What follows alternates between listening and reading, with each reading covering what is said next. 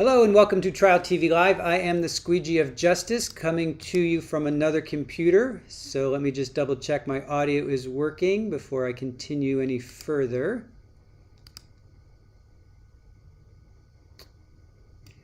Hello and welcome. Okay, cool. All right, so coming to you from another computer. Big news today. Lori Daybell is starting, so I'm going to be streaming over here. That's going to be my focus here. I'm going to be over here as well, keeping track of Carlos Dominguez. So thank you for joining us for day 22 of California versus Carlos Dominguez. Also, we think Pauly might be going into labor. So there's a lot going on here for us today. Before I get to all of that, we did get some gifts, so I'm going to go ahead and open up those.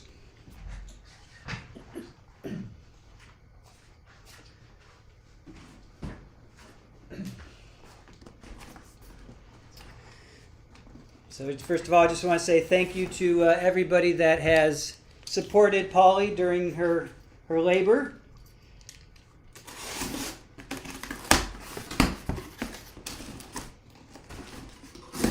So we'll do some unboxing here.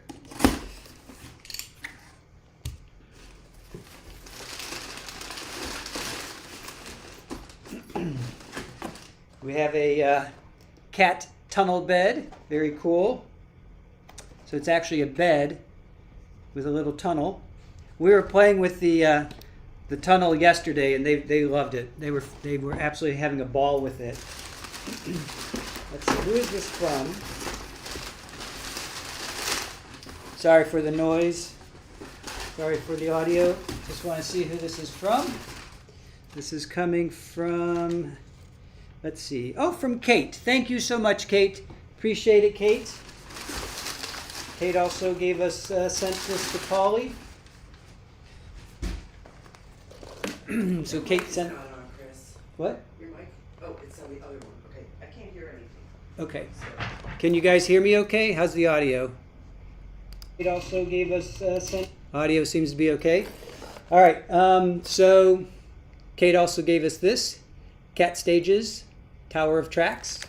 Very cool. Thank you so much, Kate. Thank you for supporting Pauly. We think she's in labor, so she is dilating a little bit. She's in the bathroom. We have her in a, we have a couple boxes for her, and she chose one in the bathroom. It's nice and quiet. It's nice and dark. Aaron is in there with her right now. So thank you, Kate. There you are. Thank you so much. Appreciate it. Thank you so much. Audio's okay. Cool. All right. Have a few more gifts to open.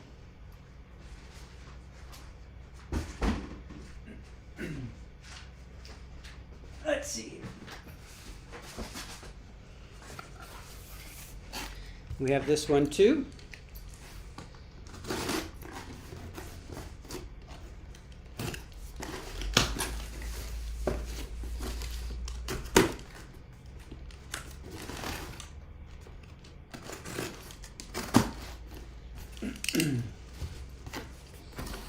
Let's see what this is.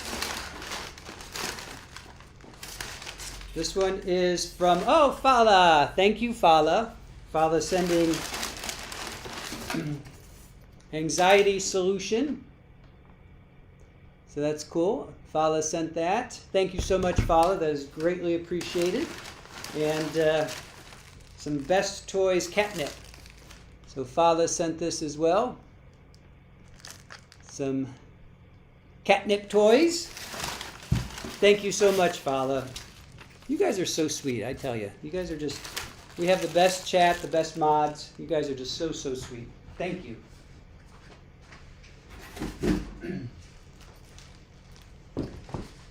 All right, what else? We also have this. Make sure I don't want to. Oh, and Fala sent this too. Thank you, Fala. All right, this is. Let's see. This is from Green Eyed Cat. From Green Eyed Cat, looks like a pet link system.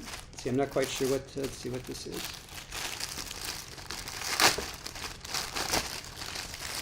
So this is from Green Eyed Cat. Oh, okay. Soars like a bird. Oh, wow. Happy nip. So that's from Green-Eyed Cat. So cool. I got to take this out and play with. Oh, look at the cat. Nice. So that's from Green-Eyed Cat. Thank you so much for that. Very cool, Green-Eyed Cat. Awesome. Thank you. Let's see, what else? I have one more box to open.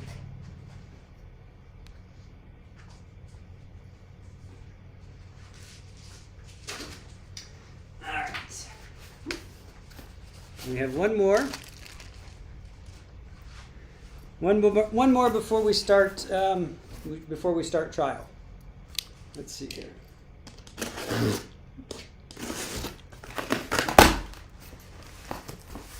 Hi, Superball. Superball is supervising, of course.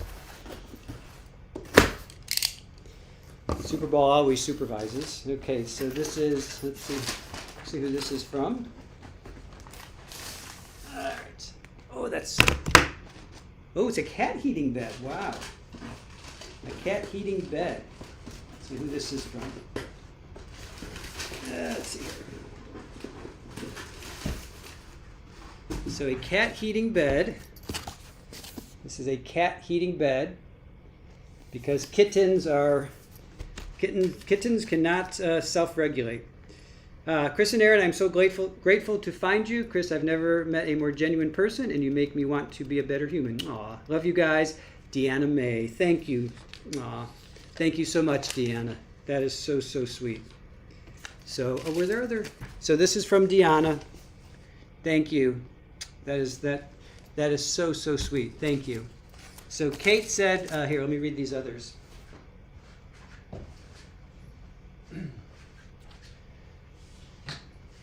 So this was from Green-Eyed Cat. So that's from Green-Eyed Cat. It says, enjoy your gift. So that's from Green-Eyed Cat. So thank you for that. And Kate got... Kate says, for the kitties with love from Kate. So this is from Kate, right? And this cat tunnel, very cool. That's from Kate. So thank you for that. And then Fala, one of our fantastic mods, sent, let's see, what did Fala sent? Let's see. Enjoy your gift from Fala. So Fala got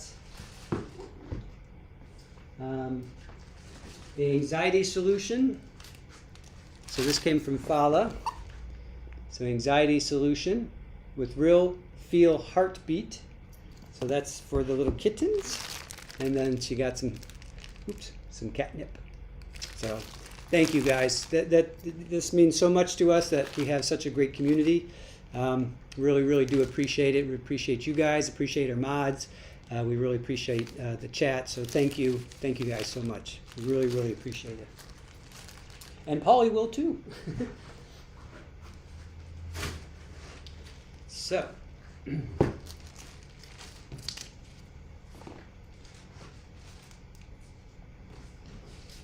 me just get myself situated over here. Okay. All right. So that was very sweet of you guys. We really appreciate that again. So thank you so much. So are the kittens here already? They are. We think Polly might be in labor. We're thinking she might be in labor. Serafina, just found our channel. You're a breath of fresh air compared to other commentators. Oh, well, thank you so much for that. And Deanna, thank you for being who you are and everything. We love you guys. Fala says, I almost got mine. One of those beds, but I don't trust one of mine not to smother the others. Oh my gosh! Wow. Let's see. Rafa can share toys too. Yes, he deserves to get high being backup baby daddy. Right on. Oh, OnlyFan, thank you for the 5 gifted Trial TV Live memberships. Let's see. Zach is with us. Baca, Kathy Smith. Good to see you guys in our chat. Shirley Roth, Kitties are just like kids. Yes, they are. Let's see here. Drunky the Bear, how are you? What a sweet message. I know. Deanna is so sweet. Green-eyed Cat, thank you for your wonderful gift. Just Shamrock. Deanna, you are also a fabulous human being. Absolutely. Out and about with Diane. We don't have kittens yet. We think Polly's in labor because she's dilating, and she was very schmoozy, and she wanted, we were on the couch eating and having lunch before, and she was kind of with us, meowing. We were petting her, and then I got up and kind of walked with her, and she basically walked me into the bathroom. We have a whole system set up in there, a box, wee pads. We're going to put a heating blanket in there. We've got towels, the whole 9 yards. So she's in there and she's purring in this box. So Aaron's with her right now. So I'm going to be over here doing what I do here, and soon as it happens, I'll let you guys know. So might want a therapist, good to see you. Might want a banner to run with current kitten situation, right? Suber is with us. Good to see you, Suber. Awesome. Thank you for joining us. All right. So, as much as I want to just focus on kitties, I have to also pay attention to 2 streams today. So we have Carlos Dominguez here. We've got Lori Daybell over there. So, oh, did Suber get Suber, did you get who got gifted? Let me see who got gifted. It's not showing up for me there. Gordon, good to see you. Let's see. Joe, Rosa, Tammy, sleep with one eye open. Susan Womack, Arlene, awesome. Oh, and Suber. I'm sorry, Suber. I didn't even see that. There you are. Okay, there it is. Thank you, Suber. Oh, appreciate you. Thank you so much. An only fan got Serafina. Awesome. View Galaxy, DB. Let's see. Debbie 7. Fantastic. Sleep with one eye open was only fan. And then Susan B. Womack, Suber got. Arlene. Tammy Andrews. Rosa. And Joe Magri. Thank you so much. That was great timing, you guys. Good job. Thank you so much. Really appreciate that. Let's see. Oh boy, Newton, wild news coming in. All right, let me get my focus on here. Let me focus up. Time for me to focus on trial here. It's gonna be hard to focus, but okay. Okay. Let me focus. Focus, Chris, focus. All right. Zach, I almost saved up for enough membership. Not sure what happened. Thank you, Zach. Appreciate you, man. Really do. Oops, that's not the right one. This is the right one. All right. Okay, let me get my feed going here.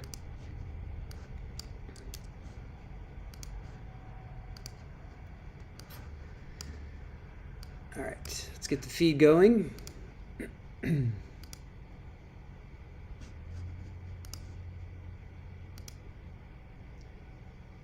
Met Jenna. Okay, sorry, hold on. Hold on, guys.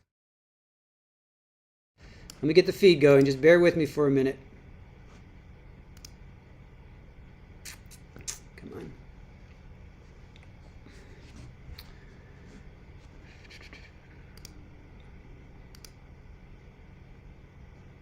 Come on.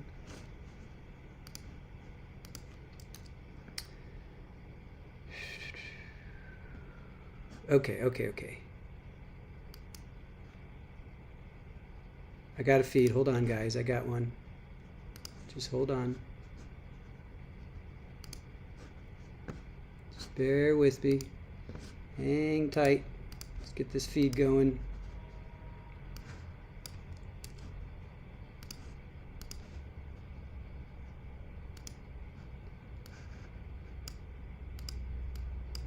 Okay, here we go.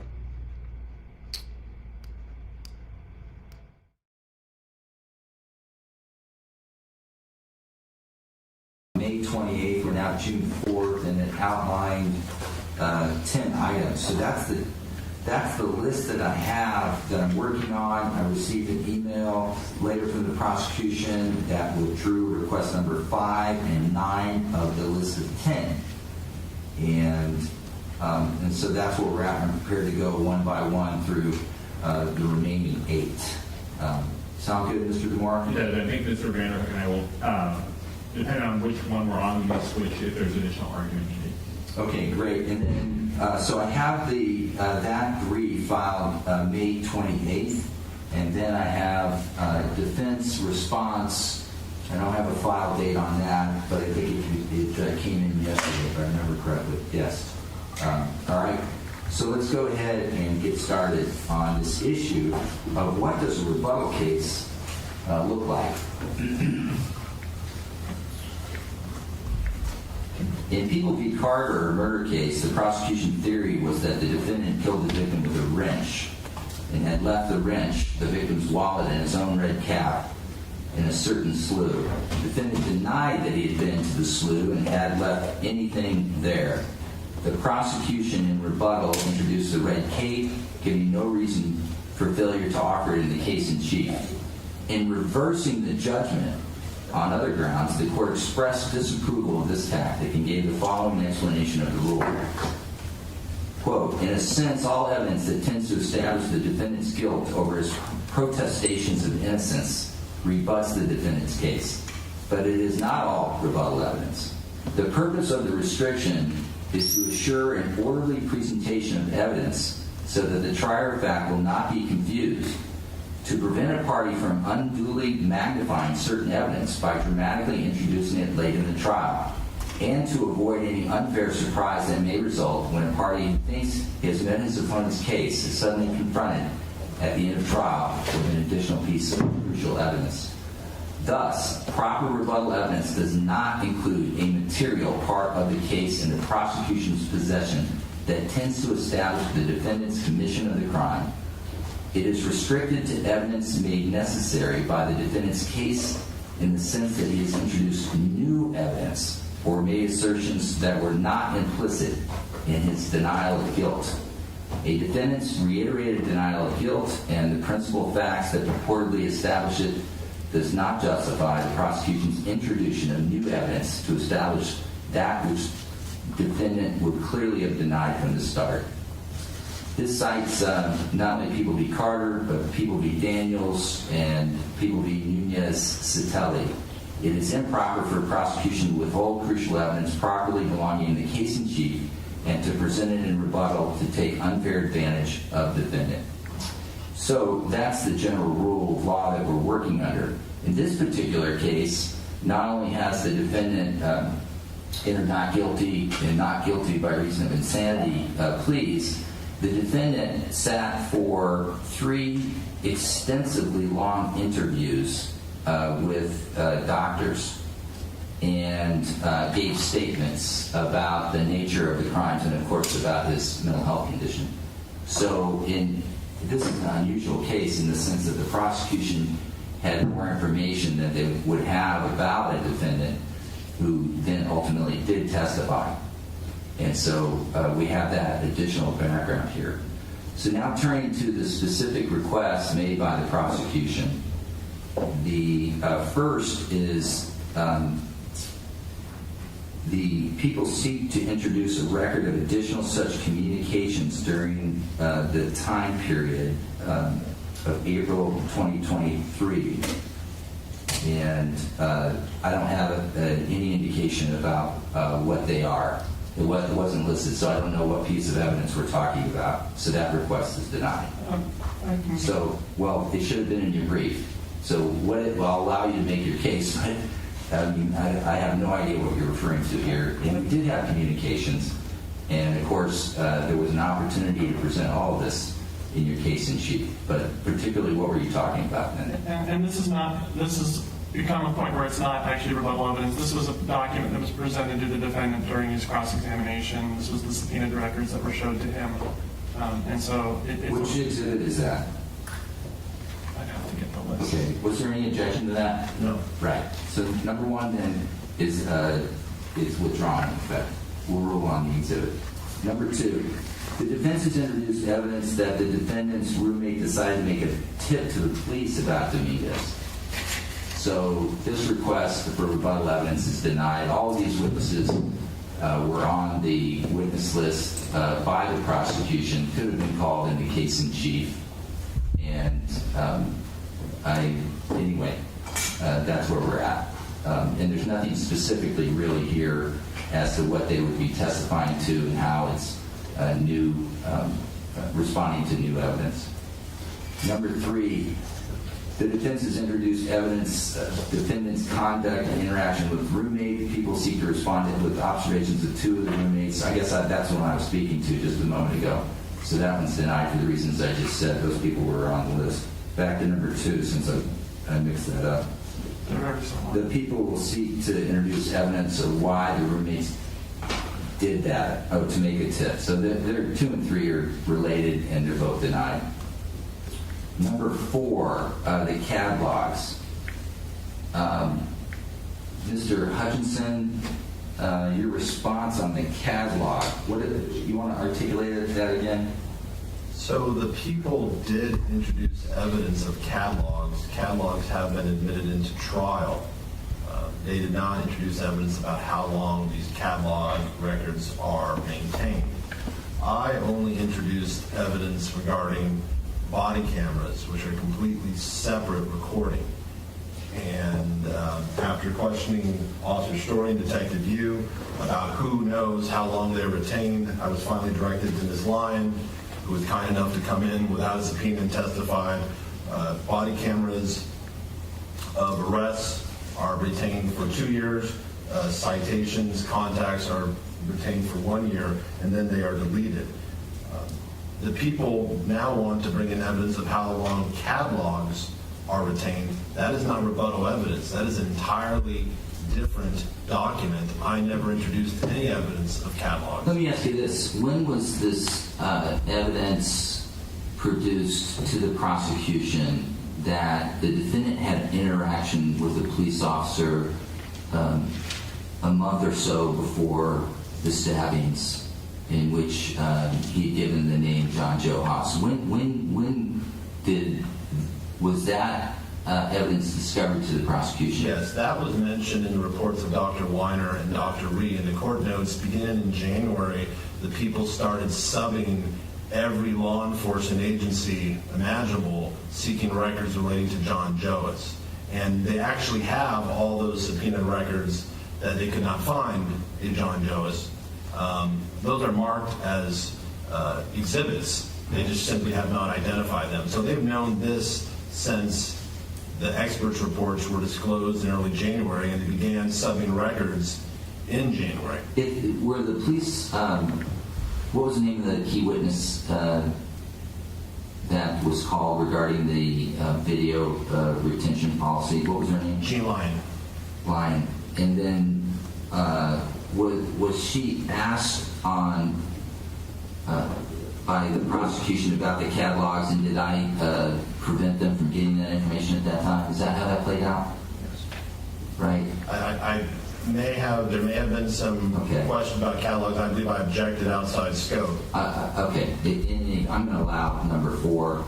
I think that it is responsive, and it would clarify things. It would be instructive to the jury. I think, in retrospect, I should have allowed the questioning at that time while the witness was on the stand. And so I don't see prejudice to the defense to allow that. Number 5 was withdrawn by the prosecution. That takes me to number 6. The defense has introduced evidence of defendant's demeanor, and the people seek to introduce a video that further demonstrates the defendant's demeanor and conduct in court. Is that the video from the competency, one of the competency hearings? Is that what we're talking about, Mr. DeMora? Yeah, Your Honor. Okay. All right. That request is denied. That video has been out there. It was a big deal when it happened. It's a key piece of evidence in this case. Obviously, it goes directly to the truth of the matter, where the defendant spoke in open court, admitting the offenses. His demeanor in court is also evidence of his mental health condition. So there's a variety of reasons why that video might be relevant. The court had clearly indicated to the parties that it was off limits, so a request should have been directly made to the court to admit that prior to the start of this trial. It was off limits because at the time the defendant had exercised the Fifth Amendment right to remain silent. It was further off limits because the defendant, at that point, the court had declared a doubt. So there were a lot of problems with that statement and that video of the statement. And it's an issue that really should have been vetted prior to trial. It was an issue that goes directly to the guilt of the defendant and to his state of mind, and it was available for the last 2 years and should have been presented in the case in chief. It is not rebuttal evidence whatsoever. I will further note that the prosecution chose not to mention state of mind evidence in their opening statements, and they chose not to produce an expert on the issue of the defendant's mental health condition. And really, other than the horrible and unthinkable nature of these crimes, the actual commission of the crimes and the way they were committed, there really is no evidence in the people's case in chief regarding state of mind. And so they're drawing inferences for the most part from a few circumstances in the defendant's life at the time regarding school relationships, and then they're drawing inferences obviously from the nature of the crime. So this, to the extent that people want to show that, should have been done in the case in chief. So now we move on to number 7. The defense has introduced evidence of the defendant's prior examination of mental health professionals. They want to seek to introduce writings by the defendant which show defendant prior training and knowledge about psychological evaluations. This is something that should have been produced in the case in chief as well. And also, there's really no, the prosecution doesn't have an expert to explain how this might impact psychological testing. The one expert that testified to it clearly stated that it wouldn't have any impact. A class on introductory to psychology and undergraduate.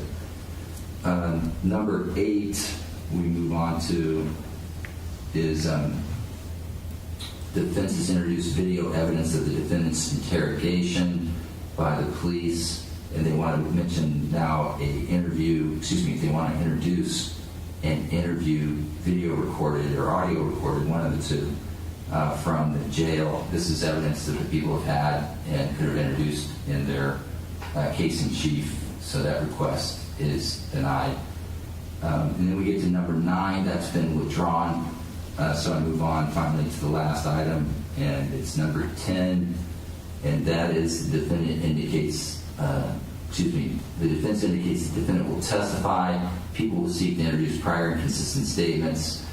That would be fair game for rebuttal, certainly, but I don't have any statements listed here, and I don't know what the people are asking for. Mr. DeMora, do you have anything specific? I will defer to Mr. Vanderhook on number 10. Okay. Of course, more on that.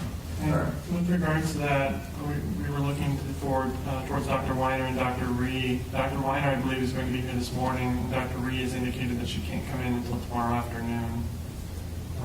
Specifically for Dr. Weiner, these are statements by the defendant related to each of the stabbings and the defendant's memory as to what occurred during that time.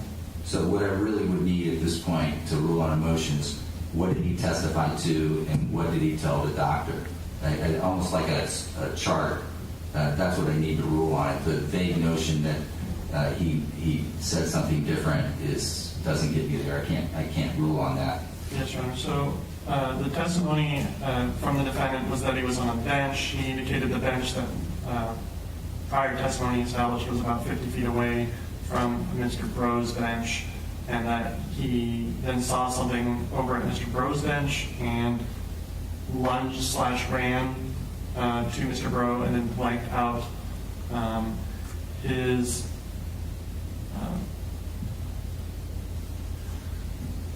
prior statement to Dr. Weiner is that it's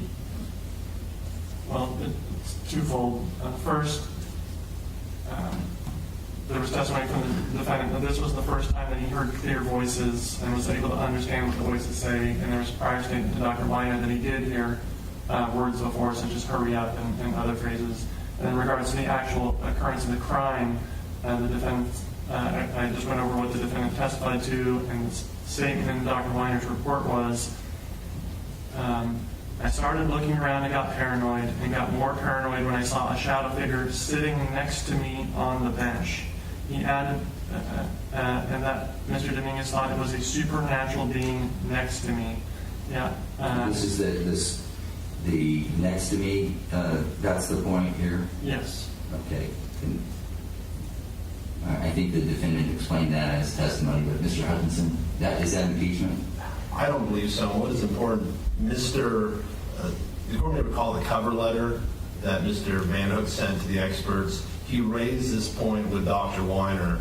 Dr. Weiner went out and spoke to Mr. Dominguez about this issue, and Dr. Weiner said it did not impact his opinion in any way.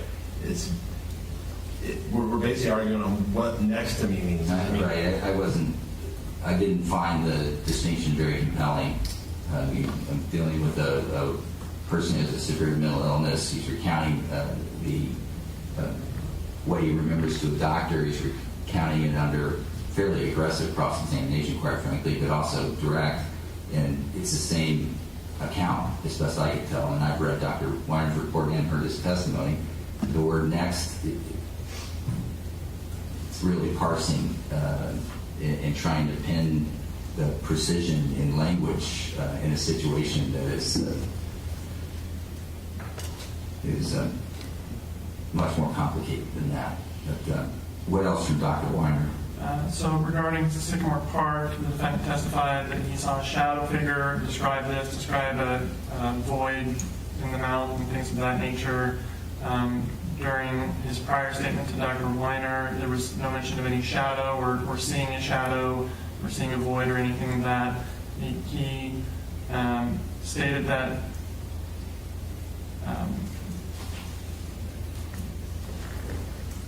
he saw some dude come down the bike path, indicating a human rather than seeing a shadow.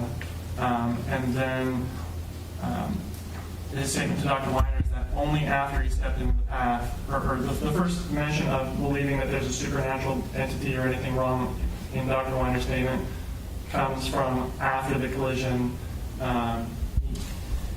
He says that I saw some... All right, I'm going to stop you there. Mr. Hutchinson, thinking deeply about this, I really don't have a problem with the prosecution recalling Dr. Weiner to go over the statements that the defendant made. We didn't allow the prosecution to do that when they had an opportunity to cross-examine the doctors. And so it would seem to me entirely fair to allow the prosecution to probe what these experts heard from the defendant and the impact it would have on their opinion. We know it's not going to change it. I think the doctors have already said that, but I do think it's fair and I do think it's reasonable that both sides have an opportunity to go over this, because we did not allow it on the defense case, director or cross. What's your response to that view? Well, I think the only thing I take issue with is that we did not allow it. I could not elicit it because it would be hearsay until my client testified. They had every right. I wasn't going to. I see, in my mind, I think I would have preferred your client testifying first. And you made a tactical decision. I mean, I'm not criticizing you. I think it worked fine, right? But it was hard because the doctors didn't go into it. I don't know that I would have really caught me off guard if they had gone into the statements regarding the crime when you didn't do it on direct. That would have really caught me off guard, and I'm not sure I would have allowed it then. So I'm going to allow it now. Okay? My position is it should They did have an opportunity.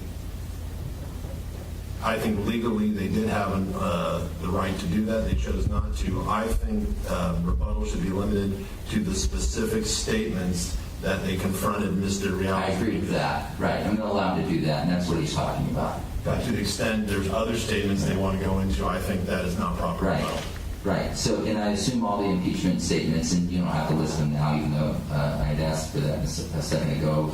I'm going to believe you have a good faith list. All of that relates to the crime, right? I want to ask Dr. Weiner about what he said about crime 1, about crime 2, crime 3. That's what I want to ask Dr. Weiner. And your structure is, these are things the defendant was asked during his trial testimony, and now you're either impeaching or I'm actually allowing clarifying. So does that make sense to you? Yes, I don't have notes with me about what specific parts of the statements I asked the defendant about. And so I Well, we'll see. We're just gonna, I'm gonna allow, because I think due process, that's fair. Okay, so then just to summarize, then I need, it was number 4 on catalogs and then number 10 on the 2 doctors. Okay. Can I ask a clarifying question? Yes, sir. Apparently they did not subpoena Dr. Reed, and if she's not available until tomorrow afternoon, is the court going to allow, because this rebuttal will probably take no more than an hour. Right.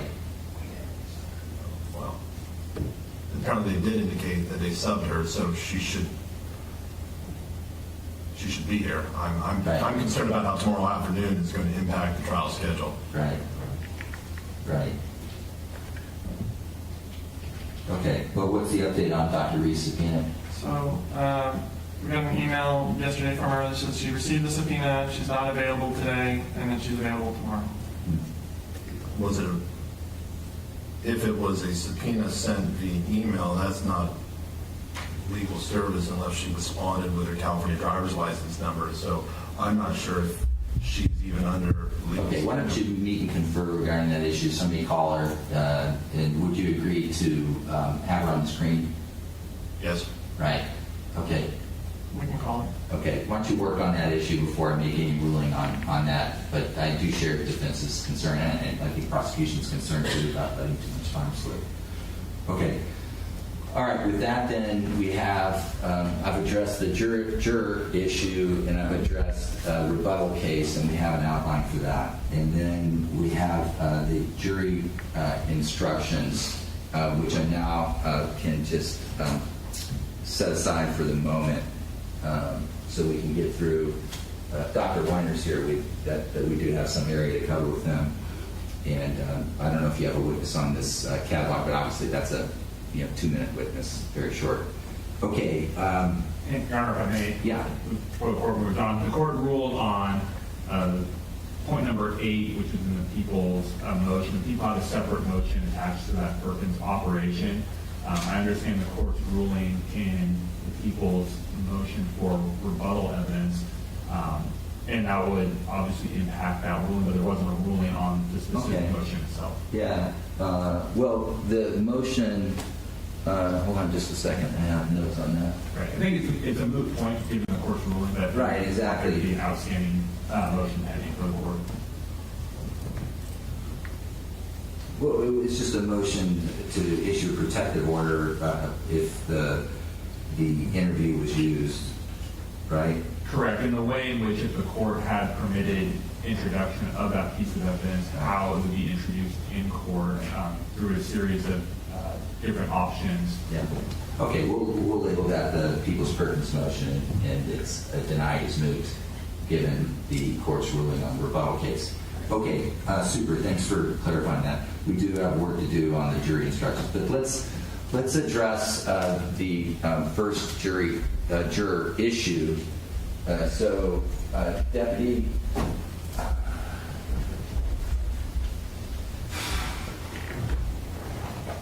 Like to have juror number 1 come in. I'm wondering if this needs to be in public. I need to have a record of it. But I just sensitive to all the hard work that our jurors have put in, and I'm willing to do this in chambers with juror number 1 if I had a stipulation to that effect. What's your view, Mr. Demar? I think chambers would be appropriate. Would that be with or without the court? No, well, it's all going to be on the record. Sure, yeah, all on the record. Yeah. Mr. Hudson, I'm just saying out loud. Yes, I would agree to it in chambers. I will waive my client's appearance. Yeah, okay, thanks. All right, so let's actually give the jury an update that we're going to start probably, this is probably going to take another 20 minutes, except I am going to need to talk to juror number 1 and juror number 2. Okay? And I think that by the time I sort through this issue and then we get ready, I think that's a 20-minute exercise. So I'd like the rest of the jury ready at 10 o'clock. Yeah. All right, thanks. Off the record. Thank you, counsel. Okay, so court reporter with me, and then counsel. All right, so I am a little behind. Let me just see.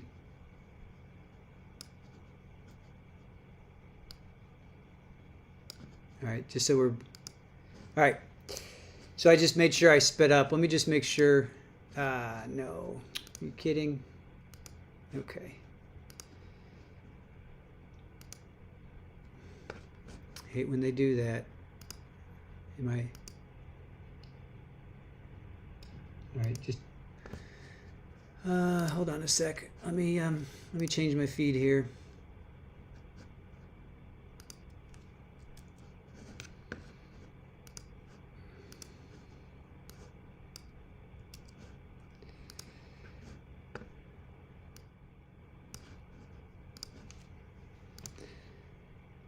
Hold on, guys.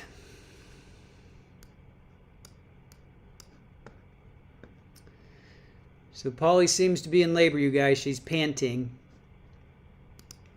And she's licking. She's doing a lot of licking and she's panting. Just so you know.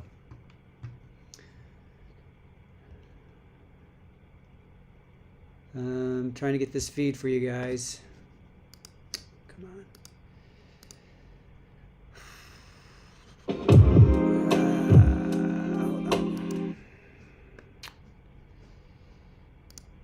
Hold on. Having trouble with this feed, you guys. Sorry.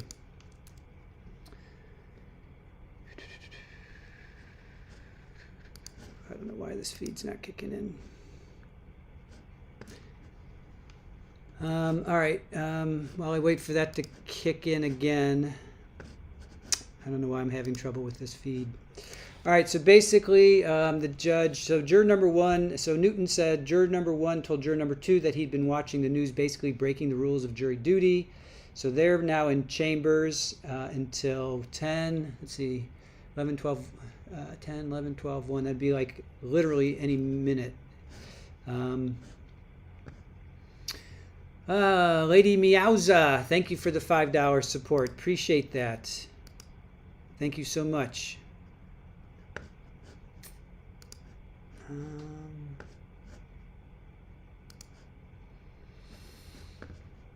So they went through 10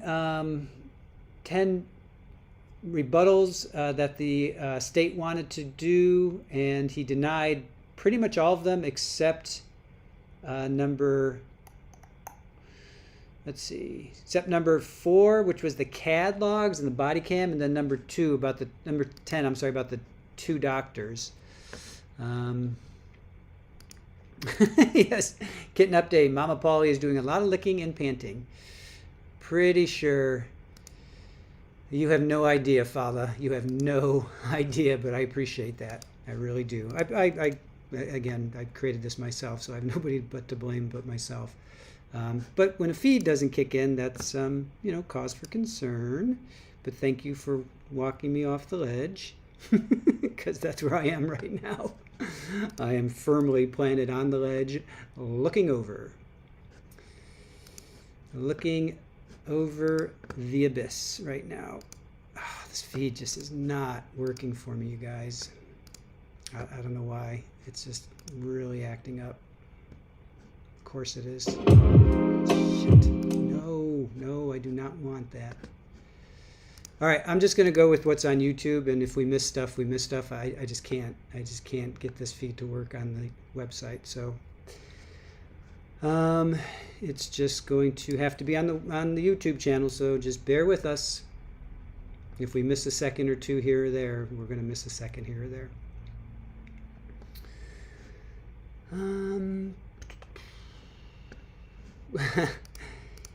She doesn't like the light, so Erin's in there with her and she's sending video, but Polly does not like the light. You know what we are going to do is once the kittens are born, we got a Ring, therapist sent us a Ring camera, so we're going to set that up for you guys. So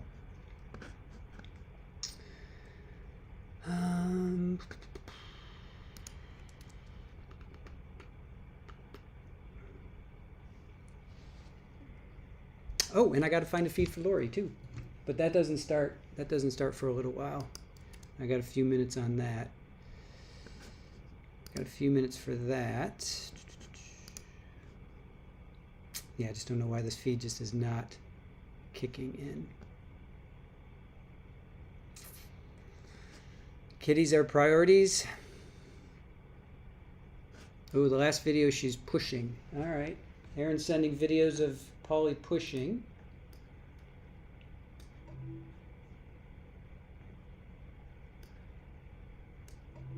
Okay. I'm saving all of these. The last video, see, she's pushing. Okay. So I'll show you what she's doing when we have a break. Maybe at lunchtime. Maybe at lunchtime I can show you some videos. I'm not sure where. If I'll do it at Dominguez or if I do it on Lori. Not sure where we'll show it. But Erin's taking video, and I'll show some videos of Polly. Suber, we love you, Polly. Yes. You can do this, Polly. On about with Diane. Yeah, we'll set it up probably for tomorrow. Today's kind of a little hectic, so we'll set that up for you guys for tomorrow. What I really want to do is get a playpen, right, and put it back there, and then have a kitty cam when they're like 2 weeks old, 3 weeks old. I want to do that for you guys too. But we'll get it set up for tonight, or we'll set it up for tomorrow and see if I can hook into it, because I think that'd be pretty cool. But at the very least, I'll show you some videos of what Erin is taking, and then also once they're old enough, like I said, a couple weeks old, I'll get them in a playpen behind me here, so like when I take a break or whatever, we can show you guys.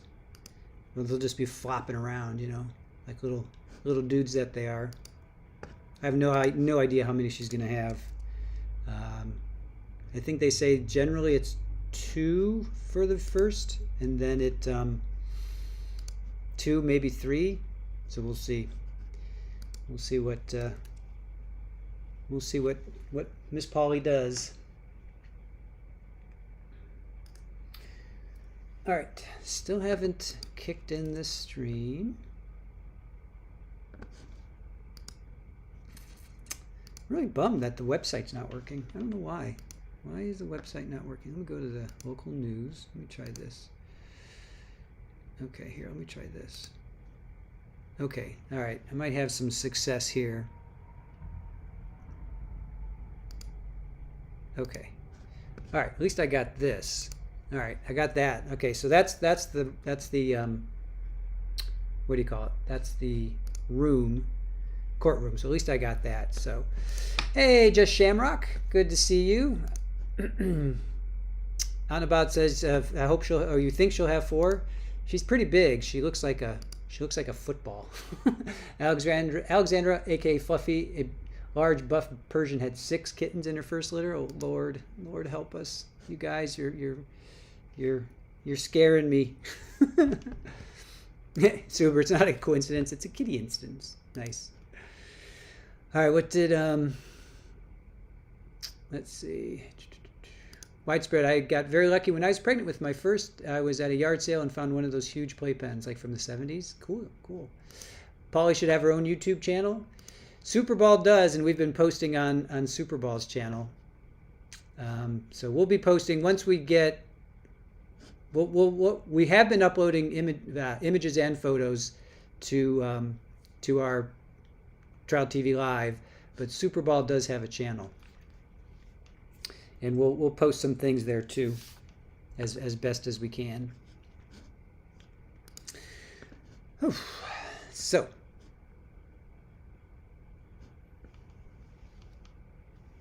all right, I am, yes, Cecilia, another 10 minutes or so, I'm going to go live on another computer.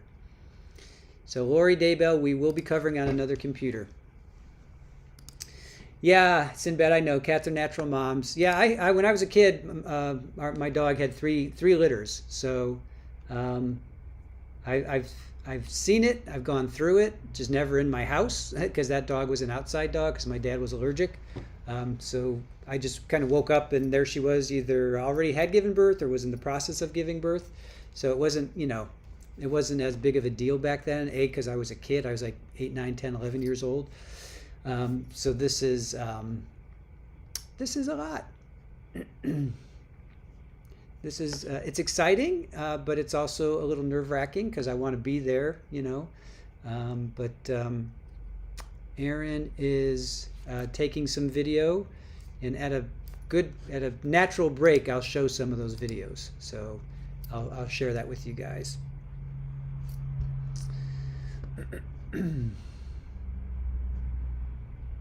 Yeah, Cecilia. Her crying to the judge and asking if she wants to come visit in jail. Yeah, he's like, yeah, I'm going to pass on that. That was a classic. That was good.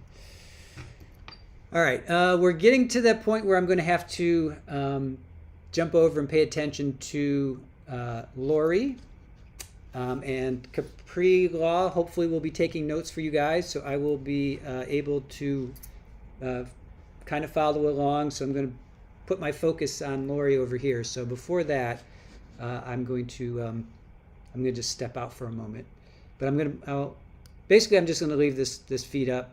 So, I mean, it's going to be up. It is what it is. Okay, I'll be back.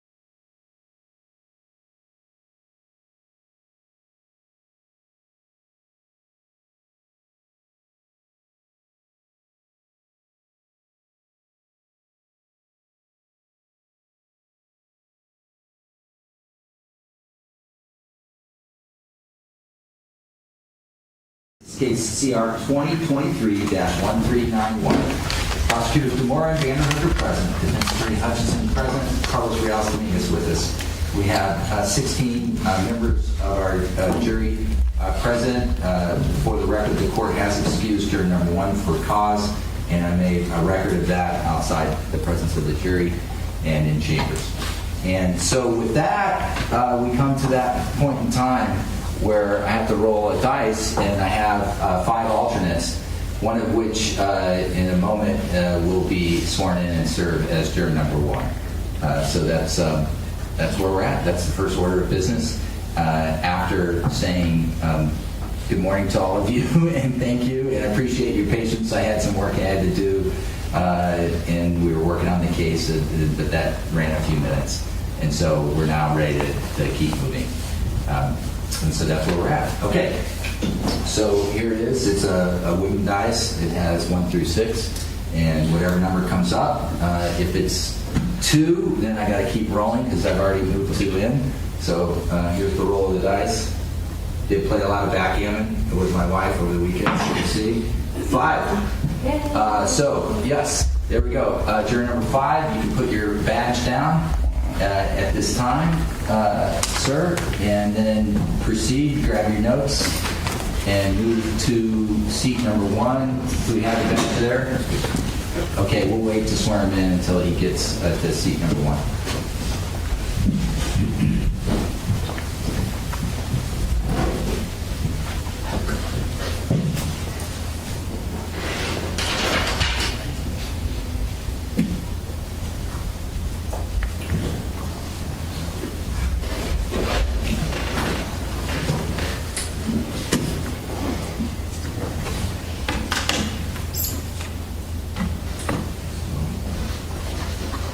Okay, could I have you, Mr. Allen, stand up for a minute? And then Mr. Clerk. Please raise your right hand. You understand and agree that you will well and truly try the cause now been before this court and true verdict ready according to all the evidence presented to you and to the instructions of the court. If you agree, please answer yes. Yes. Thank you. You can be seated. Okay, thank you. Again, thank you for your patience with me. All right, so listen, the people had a case in chief, presented evidence. The defense had a case and presented evidence, okay, and the people are allowed rebuttal case under specific rules, and they do have some evidence they would like to produce.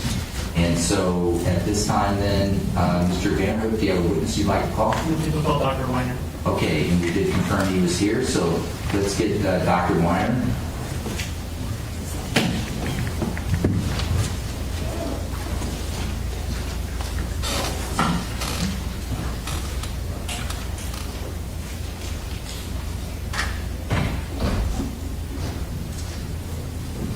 Okay, good morning, Dr. Weiner. Good morning. Thanks for your patience with me. Come on and stand here at the podium.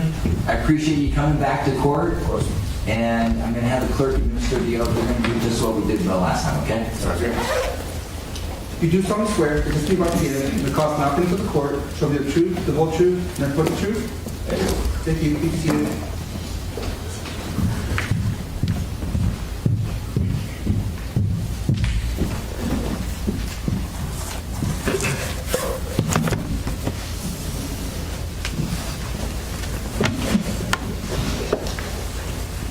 Take your first and last name for the record, and spell them both. Stephen Weiner, MD, Stephen, last name Weiner, Weiner, MD. Okay, great. All right, Mr. Vanderhook, your witness. Thank you, Your Honor. Good morning, sir. Good morning. And when you testified earlier, you talked about doing interviews with Mr. Dominguez, correct? Yes. And did you ask him specifically about the circumstances of the stabbing in Central Park? I did. What did he recount to you about how that happened? Objection, narrative, non-prior inconsistent statement. Okay, listen, I'm going to allow it. I'm going to allow a probing of the statements made by the defendant to the doctor. So go ahead. Okay.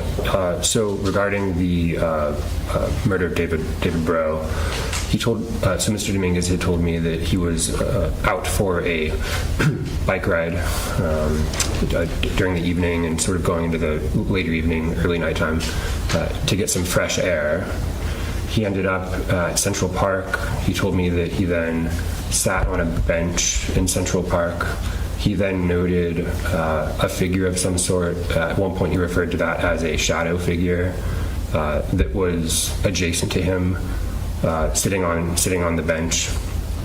And at that point he began to grow paranoid.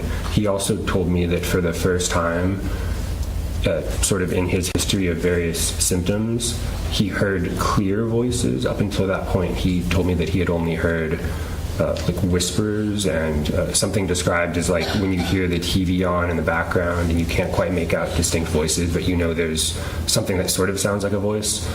For the first time, sitting next to Mr. Breaux, he had heard what he clear voices, and they were saying something to the effect of, "You won't do it, you won't," in a sort of taunting like fashion. At that point, he grew even more paranoid and out of basically in a state of fear and paranoia. He told me that he then lunged at what he saw as a shadow figure. Well, pause you there. Did he say anything about the knife? Is it all right if I just briefly, this is a very specific question, just briefly check my notes? We're referring to your report, refresh your memory? Yes. I would refer you to page 26. Yes. Okay, go ahead. Okay.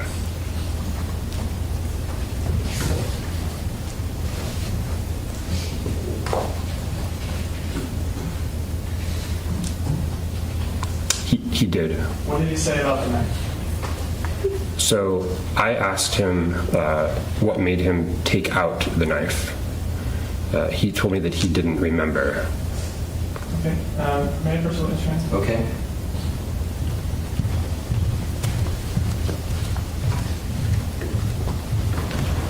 Here, right? Sorry, This is 26. Here. to do this. Sure. Okay. Okay. You just pointed something particular, that's fine. So you can ask a question about it. Yes. And that's at page 26 of this report, I take it? Correct. Okay. Did he say anything else about the knife? He did. Earlier in this part of the report, he says that he grabbed my knife, meaning his knife, and lunged at him. Okay. And so he specifically recounted having the knife and retrieving the knife. Yes. And so later in the same interview, did you talk with him about let me ask you this. Did he say specifically, quote, "I started looking around and got paranoid and got more paranoid when I saw a shadow figure sitting next to me on the bench"? Yes. And so when you were interviewing him, did you interpret that as being that he is on the same bench as the person he is referring to? Yes, but I also didn't specify. I didn't think to ask if there were multiple benches in the park. We were referring to bench in sort of non-specific terms. And I think at various points during the interview, I don't know actually that I always had a specific understanding. To me, it sounded like they were in a park, there was a bench, they were sitting on a bench, but again, I didn't specify whether there could have been multiple benches or not. I didn't ask. Thank you. And then specifically about the murder of David Breaux, did you ask him about the circumstances, or sorry, the murder of Karim Abou Najm? Did you talk to him about that? I did. And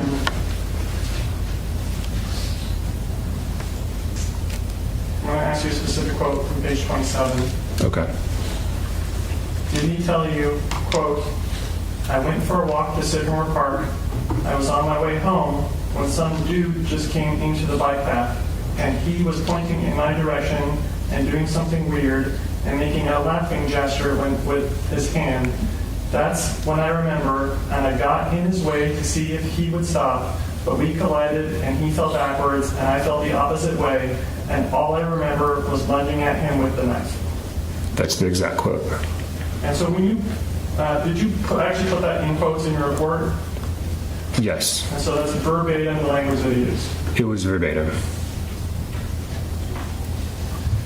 And did he recount seeing a flashlight? He did. What did he say about that? So he said that he next saw a flashlight and thought it was a, quote, supernatural being trying to, quote, to get him. Did he say what he did after that? He then, quote, yes. What did he say? He then, quote, grabbed the other guy's bike and left the park.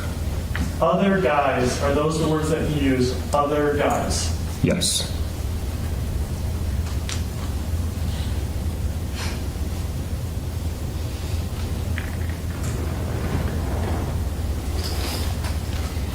During your conversation with Mr. Dominguez about the incident at Sycamore Park, did he reference Karim Abou Najm as a shadow or a shadow figure, or did he strictly use the term supernatural or supernatural being? In this case, he referred to supernatural being.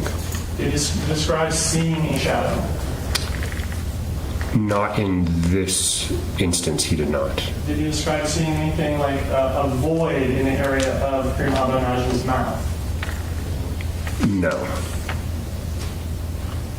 Okay, I'm going to...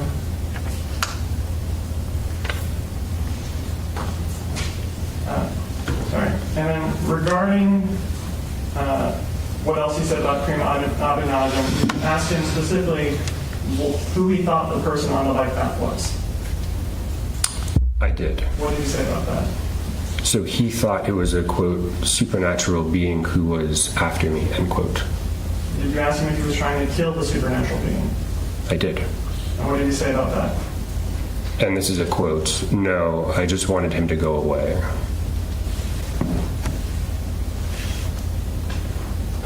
Now, I want to talk with you about specific statements that Mr. Dominguez said regarding the stabbing of Kimberlee Guillory. On page 20. Did he say specifically, quote, I'm out again for a bike ride and stopped at the railroad tracks at downtown Davis at a log when I decided to go for a walk. 2 seconds into my walk, I saw a shadow portraying from the tent that was signaling me to come closer, and I did. I was getting closer, and when I was a foot away from the shadow, or when I was a foot away, the hand of the shadow jumped at me, and that's when I got paranoid and scared and flinched. And the flinch was a stabbing motion. I heard a scream, and that's when I left to get my bike and went home. That's the exact quote. And when you asked him about this, did you ask him what he thought had happened at that moment? I did. What did he say? He said, and this is another quote, that time I wasn't sure. I thought the supernatural beings were trying to get my attention again. This time I thought they were trying to scare me, end quote. And did you ask him if he had thought he had stabbed another person? I did. What was his response? No. Did you ask him if he had thought he had stabbed a supernatural being? Yes. And what did he say about that? No. What did he say that he thought had happened? He thought he had, quote, punched, end quote, the, quote, supernatural being. Did you ask him if he saw any blood? I did. And what did he say about that? He said that he did not see any blood. I don't have any additional questions. Okay, thank you, Mr. Vanderhook. Mr. Hutchison, any questions? Dr. Weiner, if I were to do a word search for shadow in your report, how many times did Mr. Dominguez tell you about seeing the shadows? Many times, more than 10 or 15.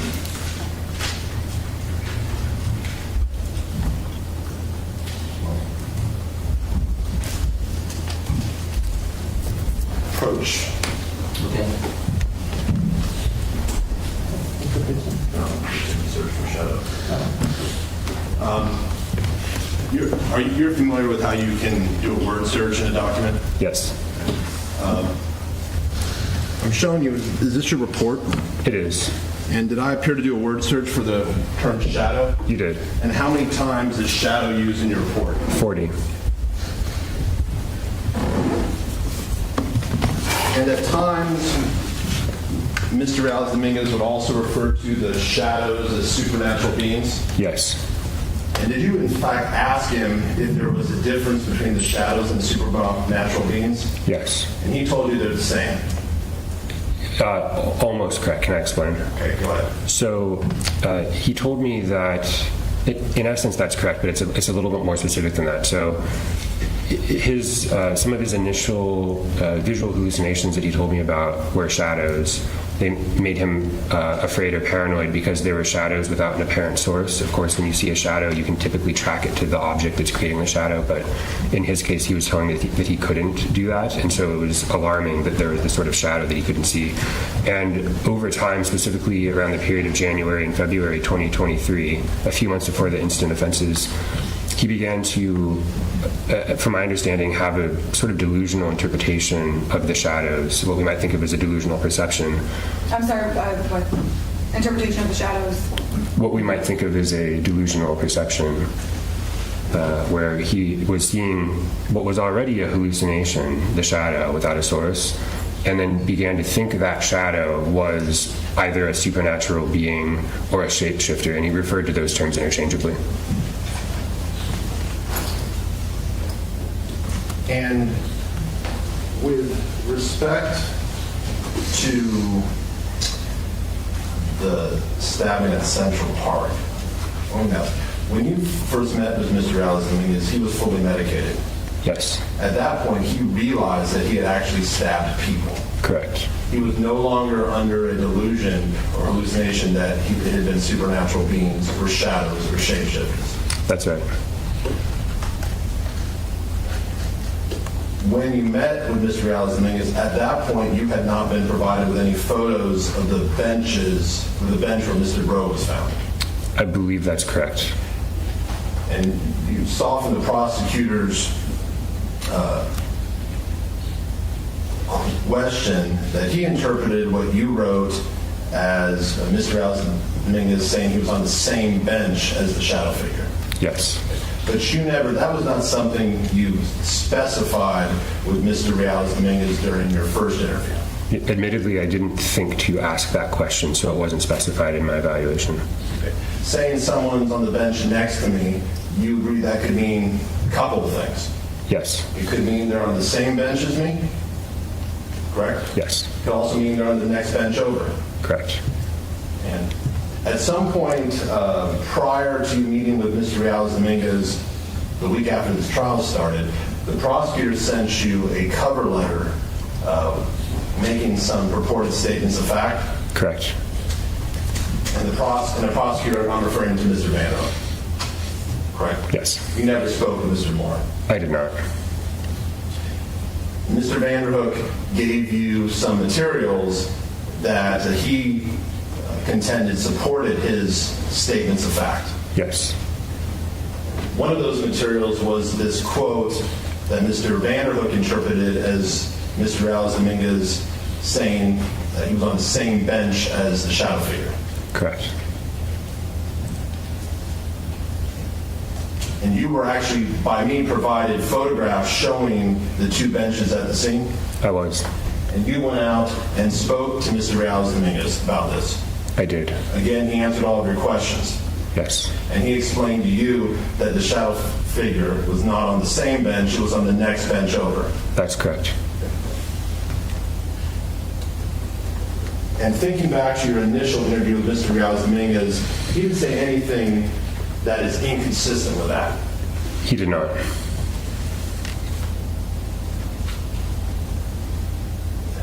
Mr. Alex Dominguez also described to you that after lunging at the shadow figure, all of a sudden he saw a face. Yes. And he told you how the face scared him. If I recall correctly, he described it as a, quote, neutral face. Not a face attached to a body, just a face. Yes. And he talked about how he grew paranoid.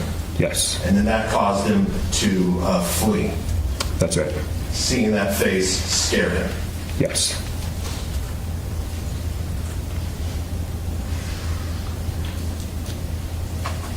And at the time you met with Mr. Dominguez, you hadn't seen any photos of David Breaux as he looked when he was found by law enforcement, correct? That's correct. To this day, you still haven't seen any photos of David Breaux as he looked when he was found by law enforcement? I was provided with some photos of the scene in the follow-up materials provided by the district attorney. Did you finally see a photograph of David Breaux? Yes, but if I recall correctly, he was partially covered. Yeah. So you never saw photographs from the district attorney showing Mr. Breaux's face? Oh, I see. No, I didn't.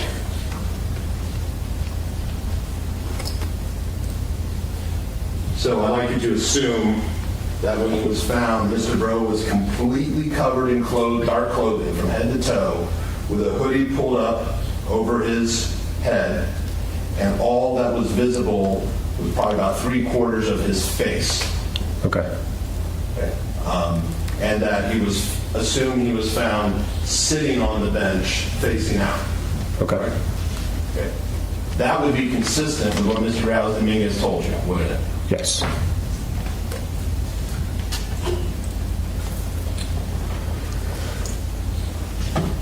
I'd like to talk to you about when you spoke to Mr. Dominguez about the stabbing that happened at Sycamore Park. Okay. The prosecutor asked you about Mr. Dominguez's use of the term guy and dude. All that? Yes. Okay. And at the time you spoke with Mr. Dominguez, he understood that he had stabbed a human being. He did. He understood that he had stabbed Karim Abou Najm. Yes. Okay. He understood that Karim Abou Najm would be considered a guy.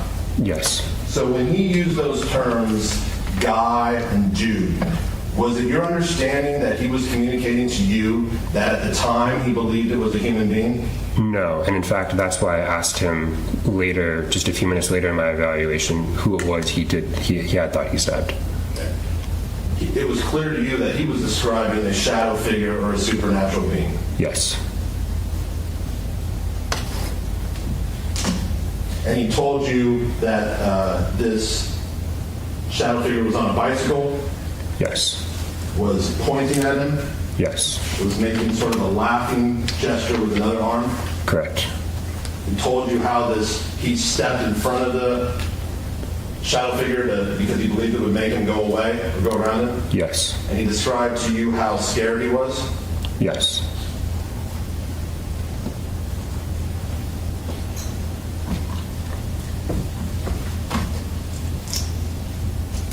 And you also spoke to him about the stabbing of Kimberlee Guillory. I did.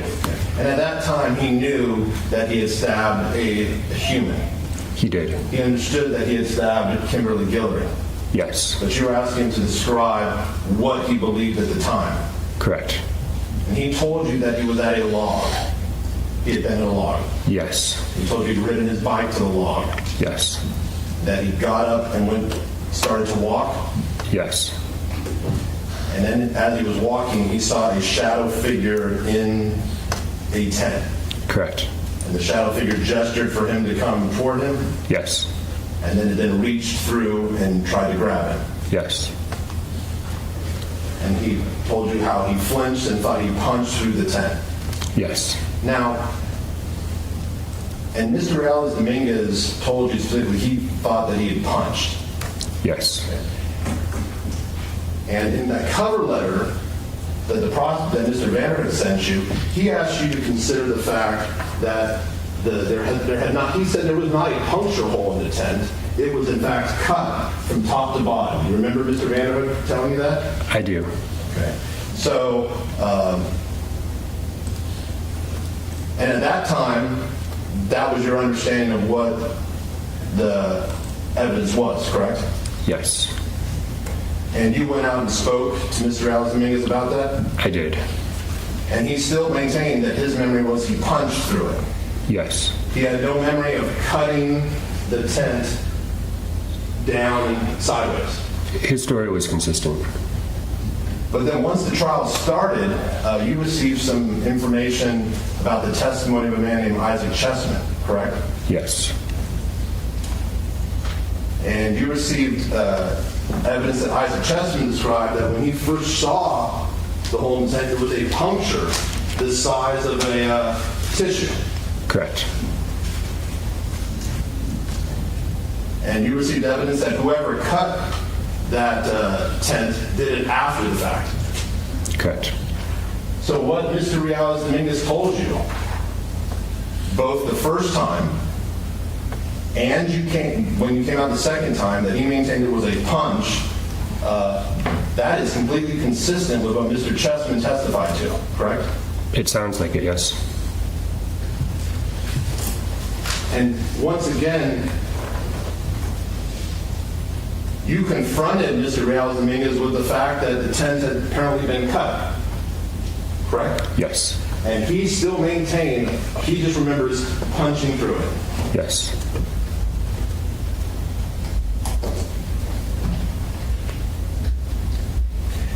And sir, after you met with Mr. Dominguez and you consider all the materials the prosecutor provided to you, did that change your opinion in any way? It did not. I've nothing further. Thank you, sir. Okay, thank you. Any follow-up, Mr. Van?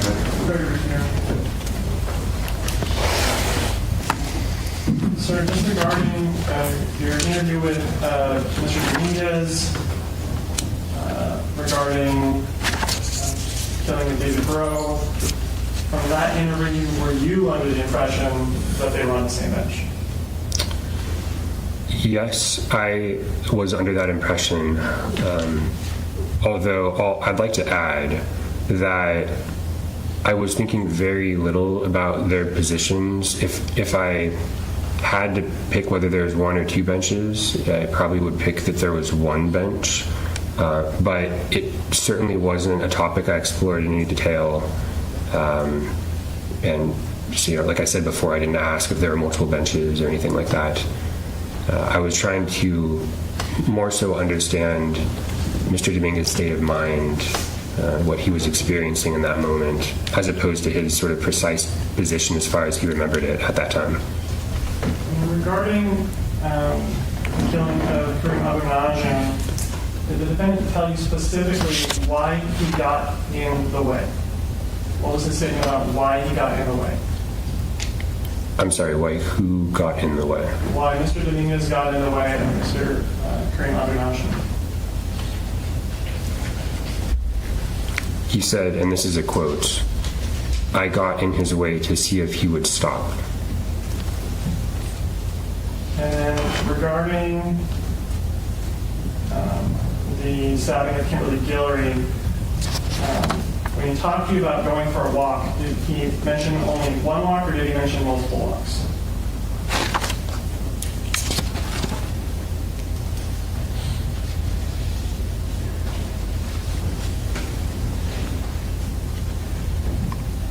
It appears that he mentions the walk that he's taking in the moments before the event.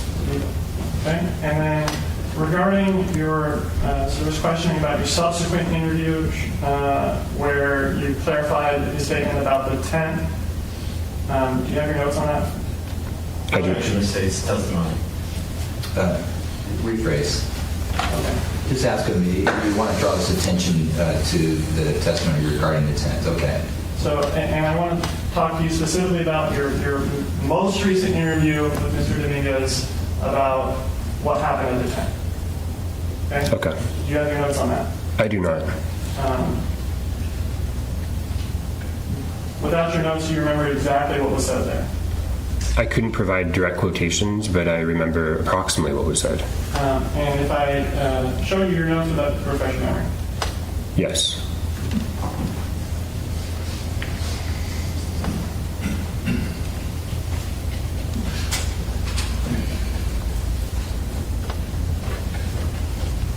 Any questions? Yes.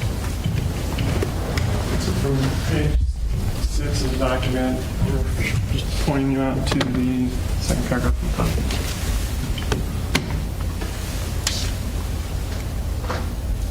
Can I start where it says comments? Well, if you just read it to yourself for now, Okay. and you can start wherever you want to refresh your memory. Sure. Okay. Thank you. And is your memory refreshed? Yes. What did he say specifically about whether it was a punch or a cut? What did he say about that particular movement? He said he, and these are quotations as far as I can tell, that he kind of like punched it.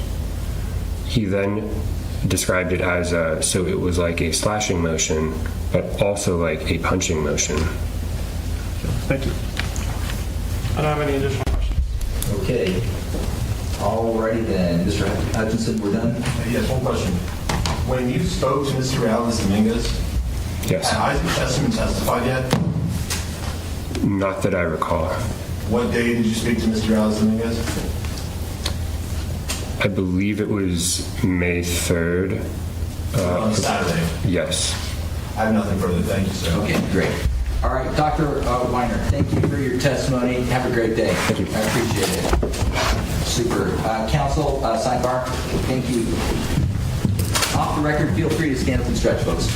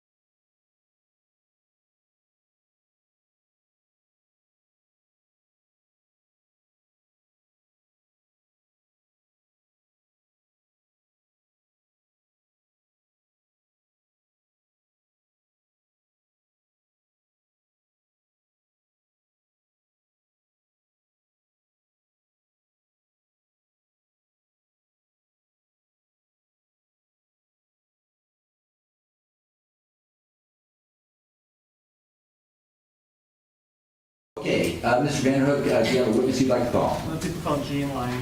Okay, let's get this on.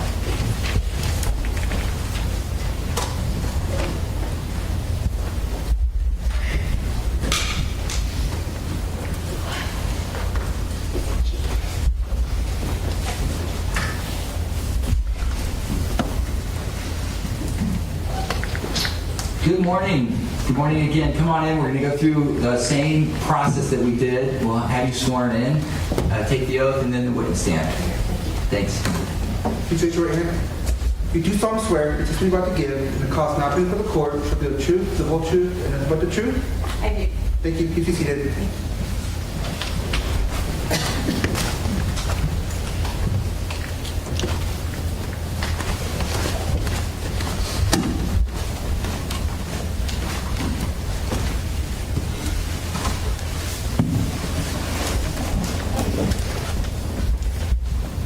State your first and last name for the record. I spelled them both. Jean Lyon, Jeanlyon. Okay, thank you. Mr. Vanderhook, direct. Morning, ma'am. Good morning. Can you remind us again what your job is? The Deputy Director of Police Services at the Davis Police Department. Do you know what a catalog is? Yes. What's a catalog? A catalog is a record of an incident, of either a call for service or police contact, or any kind of recording of anything noteworthy that occurs at the police department. How is a catalog different from a police report? A catalog is usually something that records a call for service where either somebody from the community might call in and report something and the dispatcher notes what's being reported, and we dispatch an officer to it. Doesn't necessarily mean an officer took a report that is submitted to the district attorney's office. It's simply something that might be reported to the police department. And so if an officer contacts a person on the street, could there be a catalog for that? It's possible, yes. Under what circumstances would there be a catalog? If an officer makes contact with somebody, a pedestrian stop or a car stop, and calls that into dispatch, they create an incident, which is also it creates a catalog. And can the officer create the incident themselves outside of calling it into dispatch? It's very unusual for that to happen. I don't believe they can do that from their MDCs. That's something that dispatch does. Understood. So this typically requires the officer to call it in on the radio. Correct. And so if the officer didn't call it on the radio, would there be a catalog? No. And how long are catalogs retained for? Right now, we retain them since the inception of our CAD system. We have them going back quite far, 2006, April. So you have all the department's catalogs from 2006 so far? April 2006. Understood. And so if an officer does a stop of a person, whether on foot, car, bicyclist, whichever, and they radio it in, there should be a catalog for that. Yes. Would there be a catalog even if the officer never checked the person's name through dispatch, like they never ran a name check? Yes. That's good. Okay, thank you, Mr. Vanderhook. Mr. Hutchinson. May I make a clarifying statement? Yes, clarify your answer. There are times if they are assigned to an incident that's already occurring, meaning they're on scene of a large incident and they contact people within the scope of that incident, that it might be logged to that occurring incident, if that makes sense.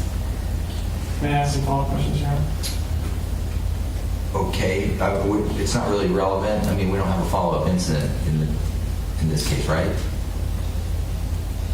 I think she was just qualifying, and her qualification didn't seem relevant to me. But go ahead. Can you explain? I didn't fully understand that. I understand. Let me, can I speak in hypotheticals? Sure, please. Okay.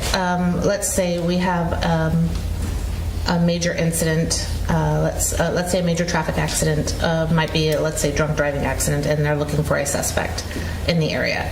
They might, and this incident lasts an extended period of time, 2 hours or something, and they contact a driver a block away or several drivers within that period of time. Those contacts would be logged to most likely a singular incident, but it is possible that there would be other incidents related to it, if that makes sense. So they would be noted in the original incident rather than having their own separate catalog. It could happen either way. Understood. Nothing further. Okay, Mr. Hutchinson, anything? Yes, sir. Good morning, Ms. Lyon. Good morning. So if an officer has brief contact with a person, asks them their name, and then tells them you can go, and never calls that into dispatch, is there going to be a catalog of that? If they don't call it into dispatch, no. I have nothing further. Thank you. Okay, Ms. Lyon, thank you for coming back to court. Have a great day. Thank you. Thank you. Okay, ladies and gentlemen of the jury, I think we have, at this point, we have one more witness I'd like to hear from. And and we're going to do that at 1:30, all right? So you're off until 1:30, and expect a full afternoon of evidence, and then we're going to move on to additional phase of this trial. So I want to underscore and maybe remind you of our three-part admonition. And it's critical that you not watch any news coverage of this case, not read any blog posts or any social media accounts. It's important that you not initiate any conversation with each other regarding the substance of this case, with anyone regarding the substance of this case. The only matter, and you should do it only on an as-needed basis, is to discuss the schedule don't discuss the case other than that. I do understand sometimes you have to tell work that I'm in the trial, it's ongoing, and the judge has given us this amount of approximate time. So when I say you can discuss the schedule, it's really in a limited way and as needed. Absolutely do not discuss the merits of this case with anyone and what you've seen, and don't watch any TV, pick up newspapers, tell the people in your household, don't bring any of this up to me, okay? They should know that by now. So it's also critical that you not go by the scene of any incident described in testimony here. If you incidentally go by, don't stop and look, don't examine, and so forth, right?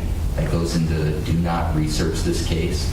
Don't go on your phones, the internet, and so forth, and look up names, even out of curiosity. Maybe you heard a name from one of the experts regarding something medical. This isn't the time to research it.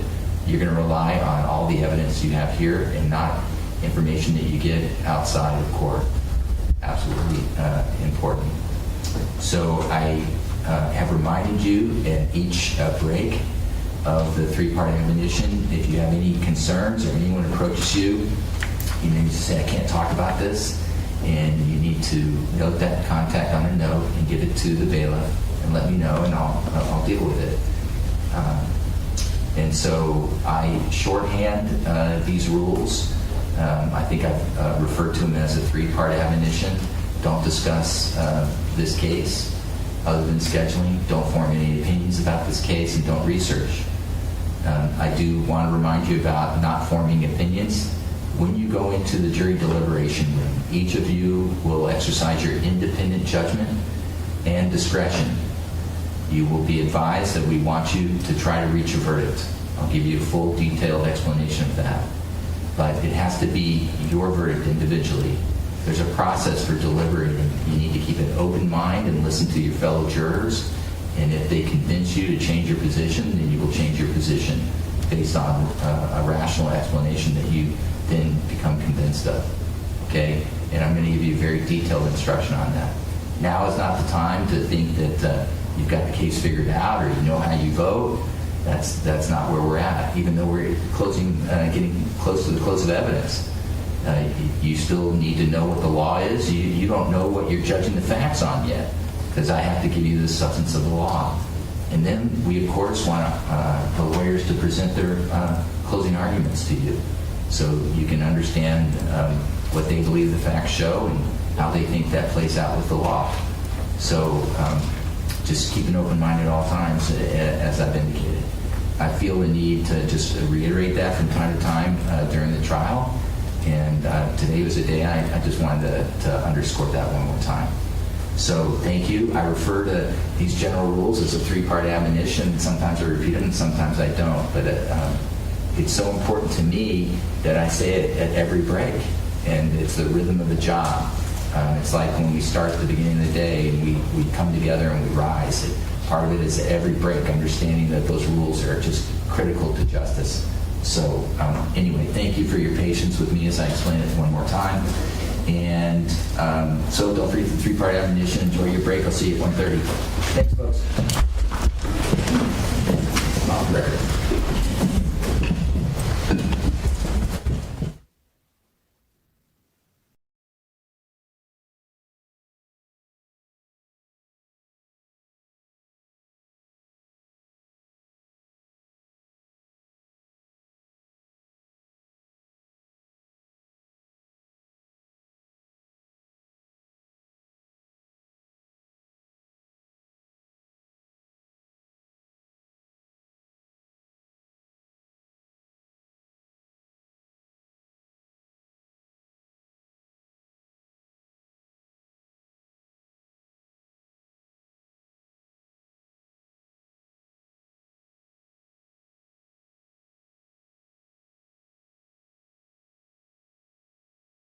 Presence of the jury. Listen, I just realized we haven't had a formal staff break. So I want to get to the prosecution motion, and I want to get to jury instructions. So we're going to take a 15-minute break at this time, and then we'll call resolve the case outside the presence of jury without work, okay? All right, so I'll see you in 15 minutes. Thank you. Thank you, Your Honor. Off the record.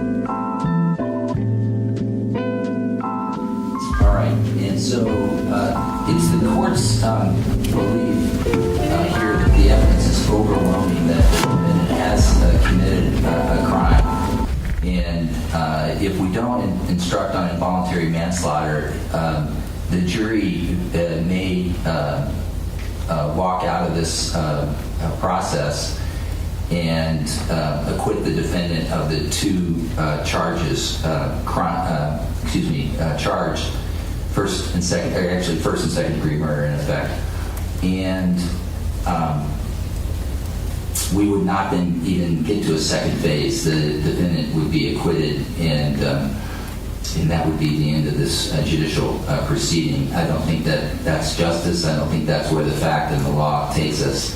I think the court is compelled to issue an instruction on involuntary manslaughter. McGee is easily distinguished when you read it over. The question in McGee was whether the trial court had a sua sponte duty to instruct. Okay, here it's not sua sponte. I've been asked by the defense to instruct, so that's different. And then you ask yourself, is there substantial evidence raising a question as to whether all of the elements of the charged offense are proven?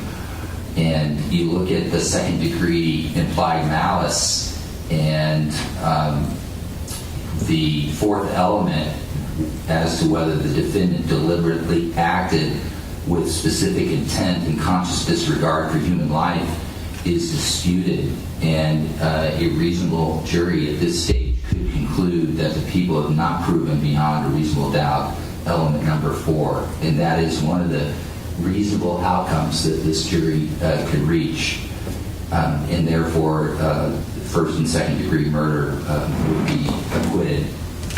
Involuntary manslaughter is an unlawful killing without malice and without the intent to kill. And we have evidence, even if you rely on the defense case in full, of involuntary manslaughter. And mental health is evidence that can be used to mitigate first degree. I would further say in McGee, as I indicated, the defendant did not ask for the instruction, and most importantly, the defendant did not dispute that he intended to kill his mother in that case. The defendant did not testify in that case, and the defendant did not produce an expert that relied on his statements as to his mental illness. So this case is dramatically different from McGee. Although on its face, it's superficially similar, but when you dig into the details of it, and as I've indicated several times, I think it's compelled, and that ultimately both sides are better served by reaching that conclusion. But Mr. DeMora has asked for more time on this issue. I wanted to explain my understanding of the law, and in effect, like a tentative ruling. And I did want to give him more time to address that issue, and then check back in to see if I've missed anything. But I played it out both under the law and as a practical matter as well. I appreciate that, Your Honor. Yeah, absolutely, and I certainly understand that. Okay, so then let's move on to the next issue, which is the motion regarding prosecutorial error. I received a brief from Mr. Hutchinson, and so then Mr. DeMora, let's see, any response, or Mr. Vander, whoever's covering the issue? Very briefly, Your Honor. It was received after hours last night. And if the court is going to look at the motion for making specific findings, then we would ask for time to obtain transcripts and file a response and present evidence and create a record of some of the things that have taken place at sidebar during the course of the trial, which I think all have a bearing on that. I think the request includes a request for curative instruction regarding a certain type of evidence. I never have a problem with curative instructions. I would very much like jurors to follow the facts and follow the law. And so as far as that goes, I typically would never oppose an instruction to clear up an issue that could be confusing to jurors. Well, what would you propose in this case? As the instruction, if I could have a moment, let me just pull up the defense motion.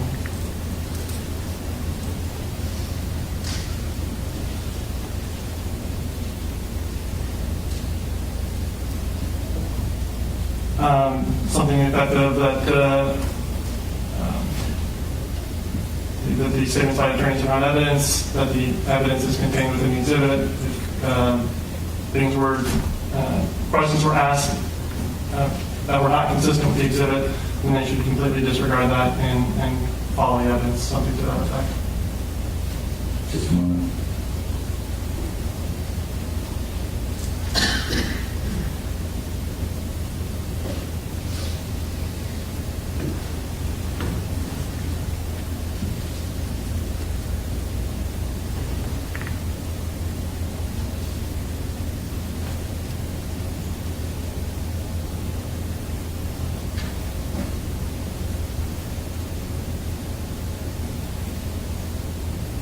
Are you suggesting that the curative instruction be specific to the blood evidence? If that's the request, I don't have an issue with that. As I indicated to the court earlier, there was a mistake made. And so, not disputing that, but I think there are circumstances surrounding that if the court is going to make specific findings that I would like to be able to address. Okay, all right, Mr. Hutchinson? Your Honor, I raised this objection orally Tuesday at, well, actually brought it up about 11:55. The court said to address it at 1:30. I addressed it orally at that time. The court asked me to put it in writing, which I did. I emailed it to the court and both Mr. Vander Eyck and Mr. DeMora at 5:53 yesterday evening. They had plenty of time to file a written response. They chose not to. They don't need to make a record of sidebar.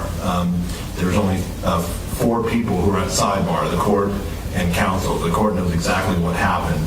The court needs to, I'm asking the court to rule.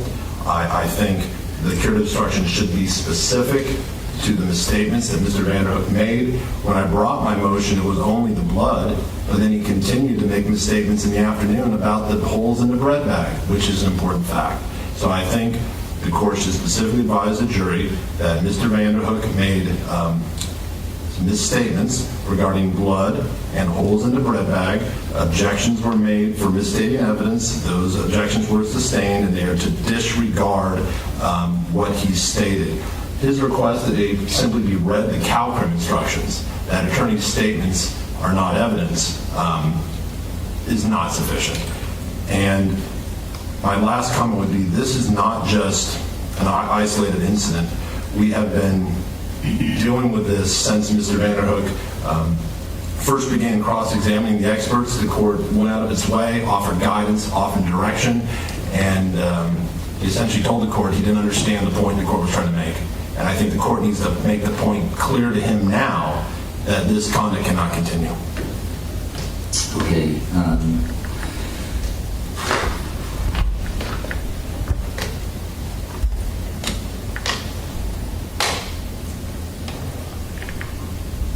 Okay. So I think what I need to do is, I've heard argument on it, and I'm going to take the matter under submission.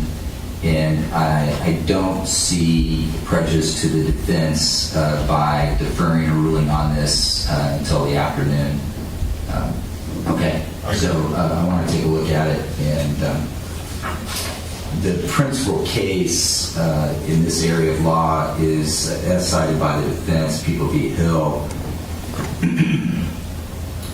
It does reference error with respect to questions that are being asked of witnesses, but the primary holding, really, when you read it, talks about error during closing arguments and misrepresentations made there. And so the remedies sought here, I want to make sure I do them in a measured way, but I do think the prosecution has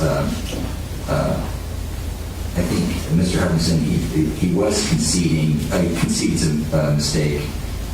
Secondly, I think he understands an instruction to the jury. I think he's also indicated that it may have to be specific.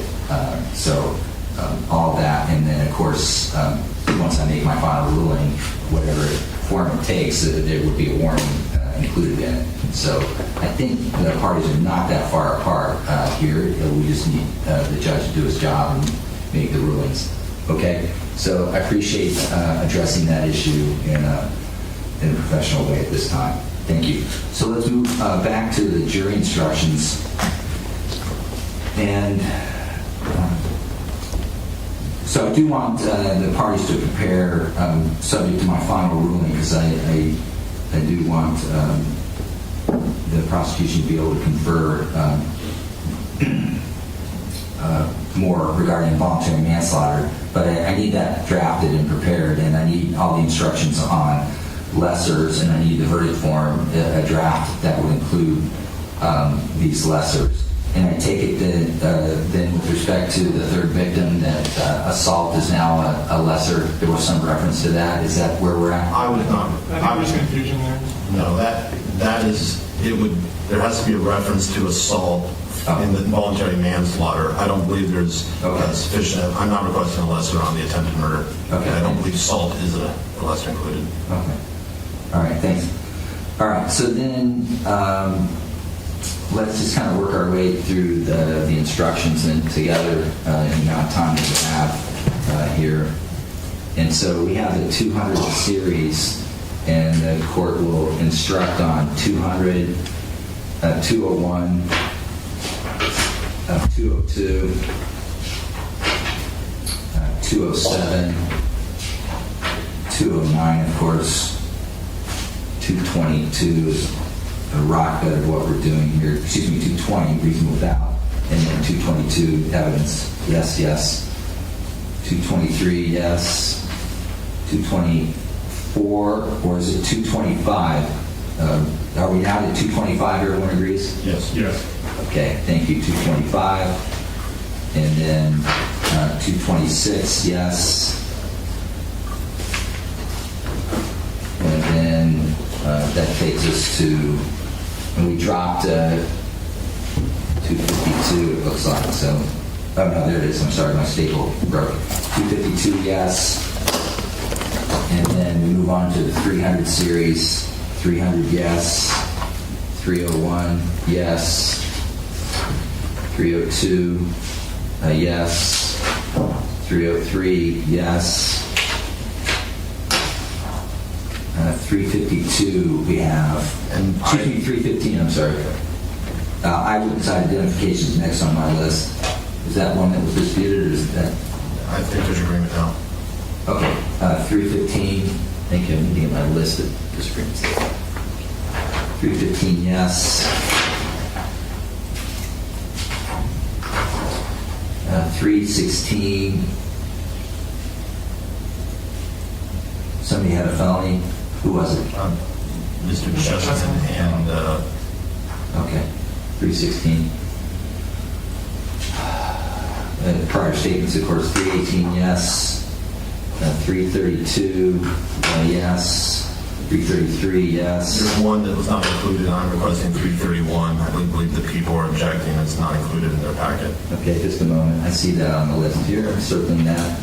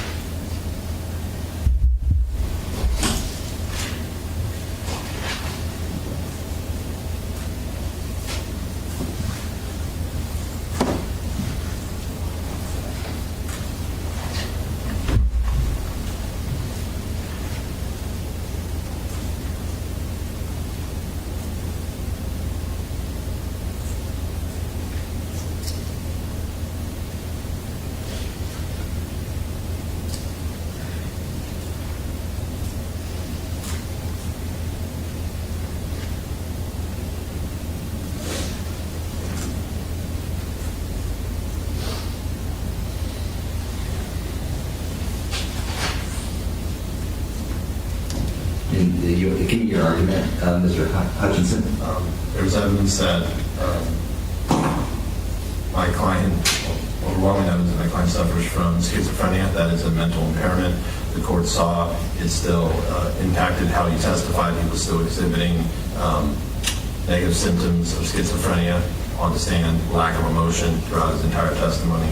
And I think this instruction should be given. He does not have a developmental disability. He does not have a cognitive impairment.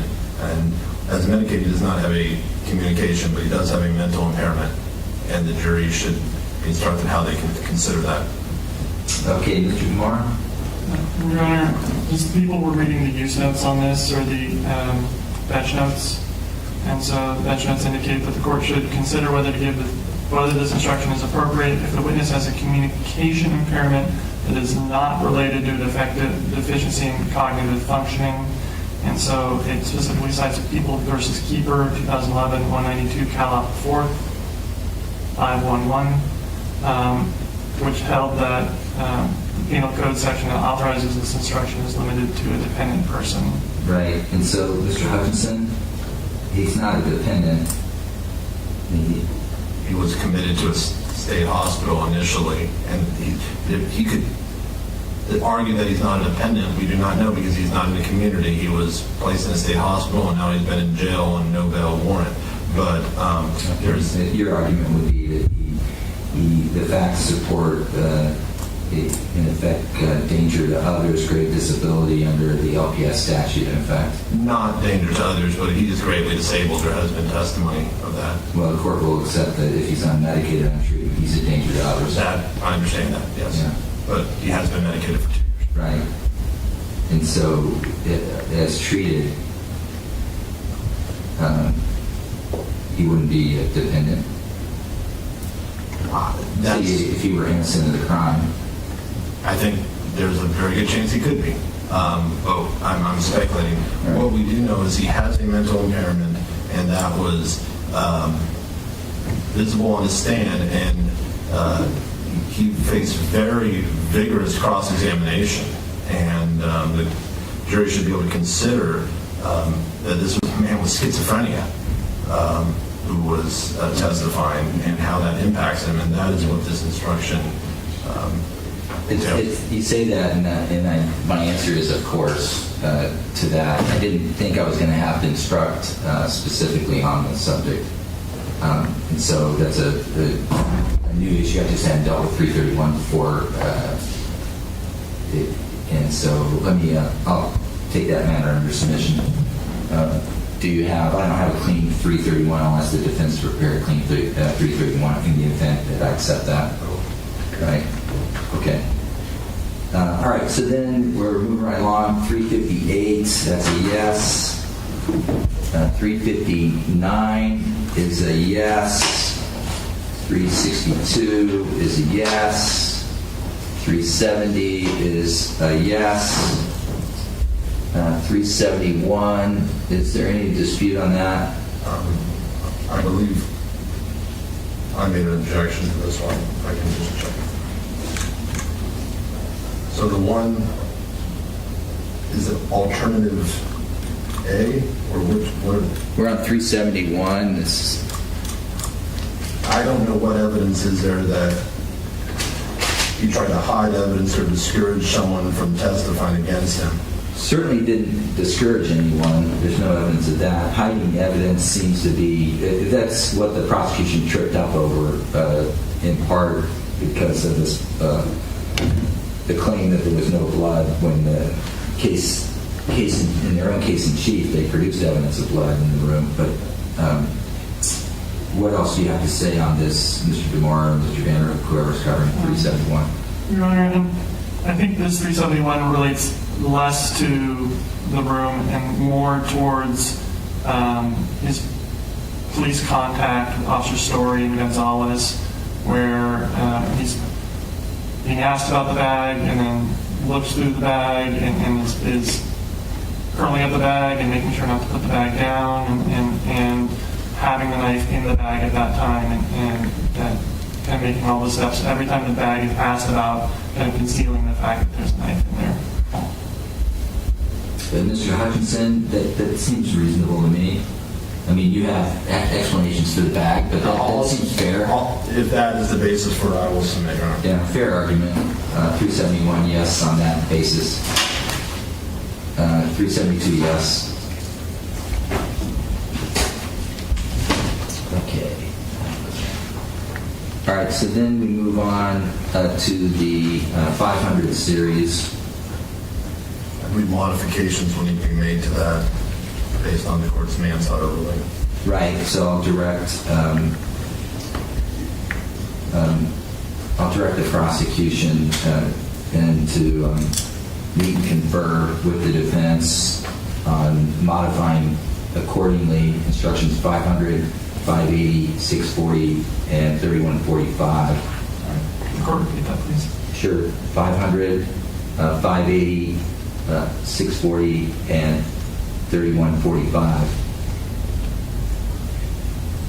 Okay, so 500 is yes, as modified. 520, yes. 521, yes.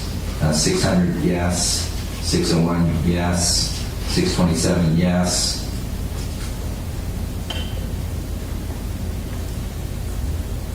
640 is modified. You're going to modify that, yes. 700, yes.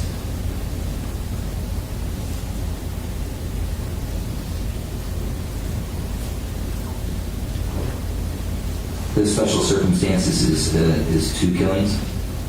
Correct. Right. Okay, thanks. Well, there it is, 721. Thanks for sharing that. Okay, thank you. So that was 721. Thank you. 3428 is an important instruction. Yes. 3160. Yes. 3145. Yes. 3515. Yes. 3550. Yes. That's it. I'll take care of the final instruction. Okay. And then I think we need is there an instruction on lessers? Is that one of the ones that we need to add? Do you know what number that is? It will be in, and I've already advised the people the language. It would be in 3145, I believe. All right, we'll get to that. Okay, so I see these special instructions, and apparently you weren't able to agree on this, so I'm looking at this for the first time. Thank you. Just a moment. Special instruction number 1.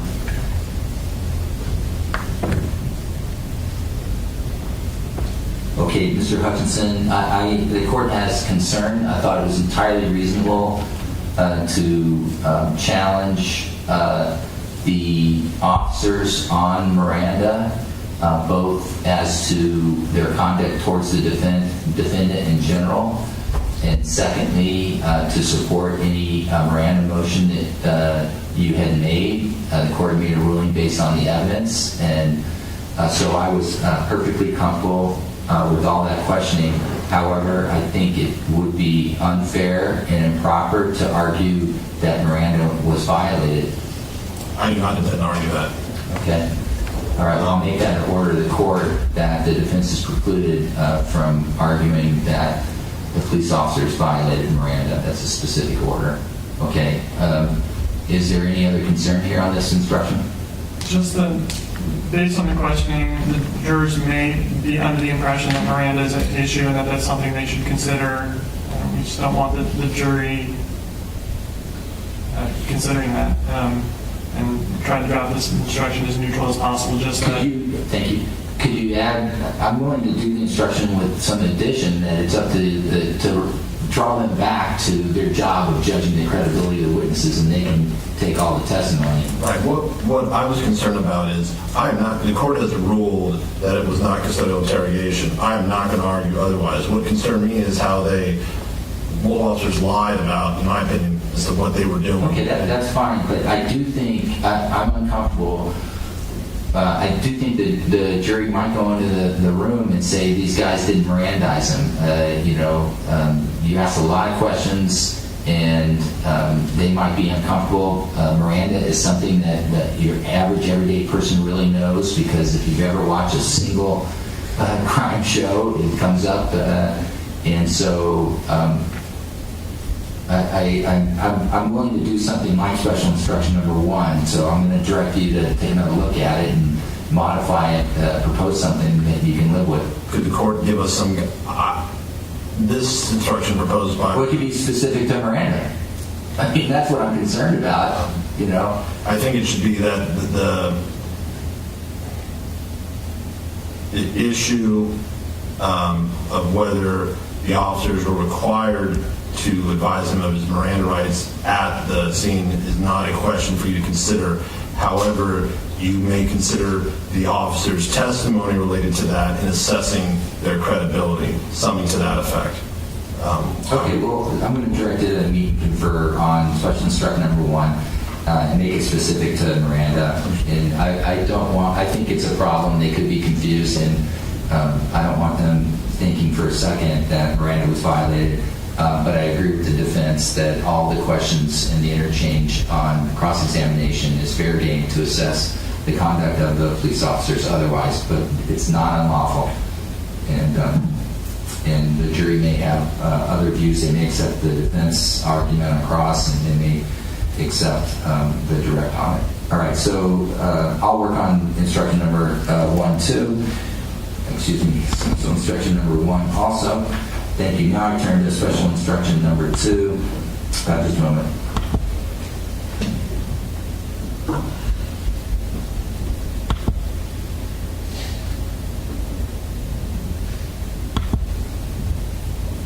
Okay, Mr. Hutchinson, did you have an objection to this?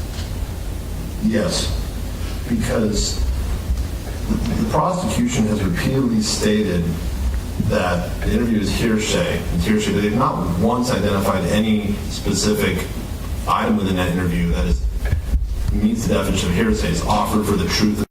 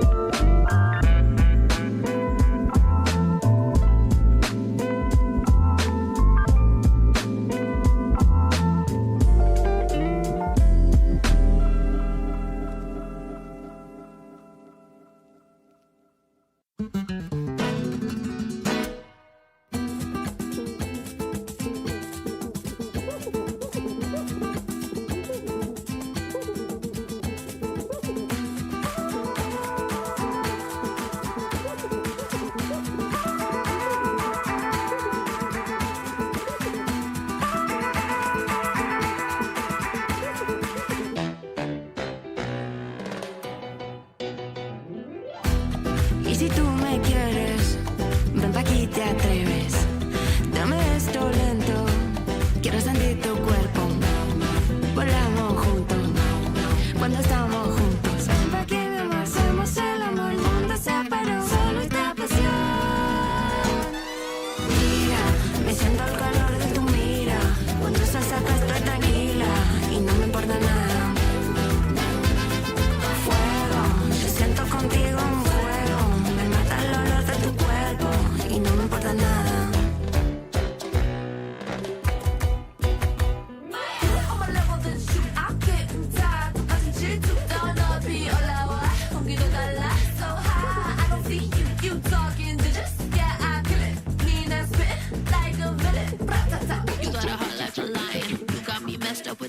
Trying, I thought you meant well, but you savage as hell. Telling me things we both know you regret. But the hill should have told me about her before you sucked me in. You thought we could be cool for the summer.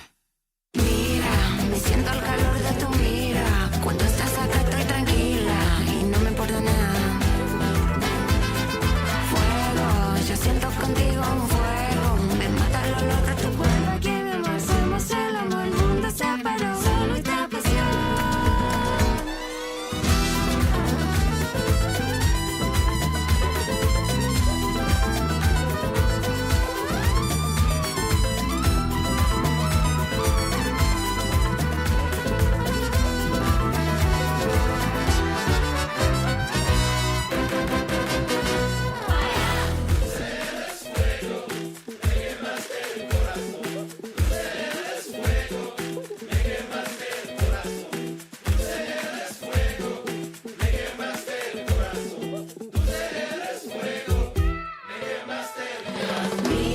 Me siento el calor de tu mira.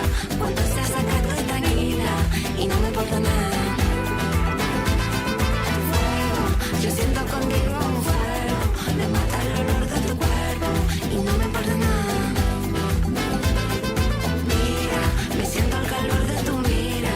Cuando estás acá estoy tranquila y no me importa nada. Fuego, yo siento contigo un fuego. Me mata el olor de tu cuerpo. Hacemos el amor, el mundo se paró, solo esta pasión.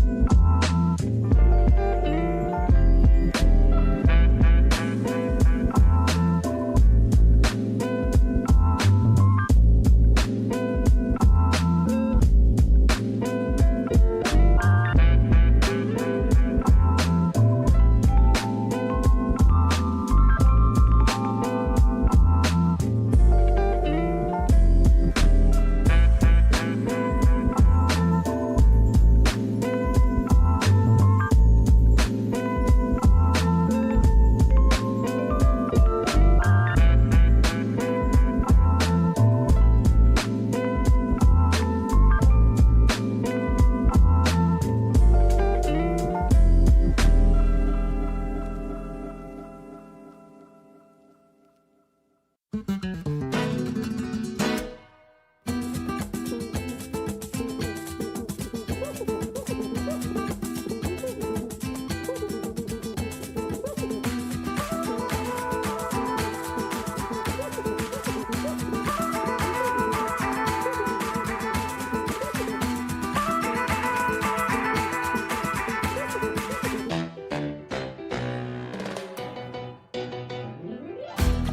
si tú me quieres, ven pa' aquí, te atreves.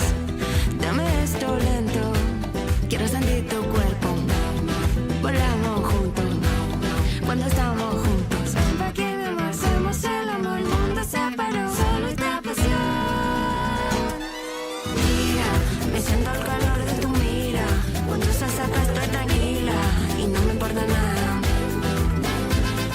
Fuego, yo siento contigo un fuego. Me mata el olor de tu cuerpo y no me importa nada. I'm a level than shit, I get tired. touching shit too down up here. Hola, 공기도 달라, so high. I don't see you talking digits. Yeah, I kill it. Mean and spit like a villain. You got a heart like a lion. You got me messed up without even trying. I thought you meant well, but you savage as hell. Telling me things we both know you regret. That hill should have told me about her before you sucked me in. You thought we could be cool for the summer. Mira, me siento el calor de tu mira. Cuando estás acá estoy tranquila y no me importa nada. Fuego, yo siento contigo un fuego. Me mata el olor de tu cuerpo. Aquí mi amor, hacemos el amor. El mundo se paró, solo esta pasión.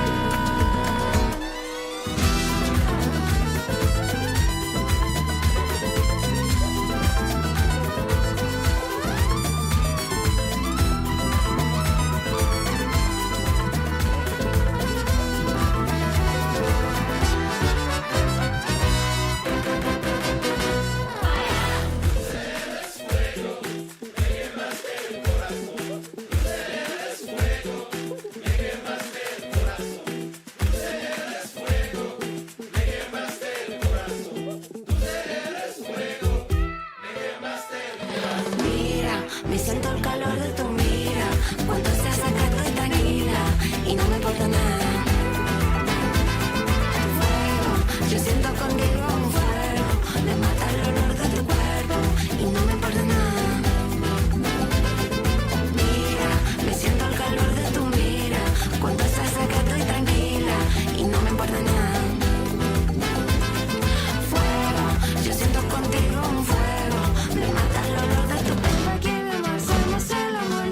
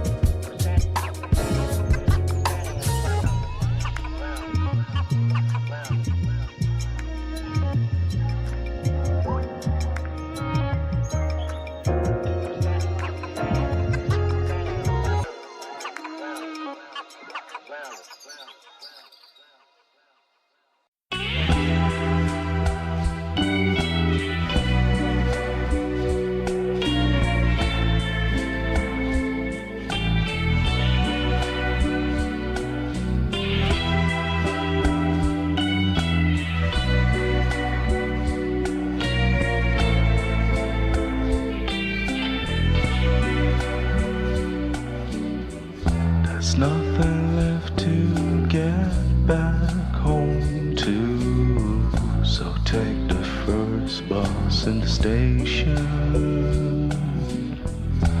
Everywhere is nowhere to lost souls. Let's get lost by intention, where the world has protection, where the waves hit the sand.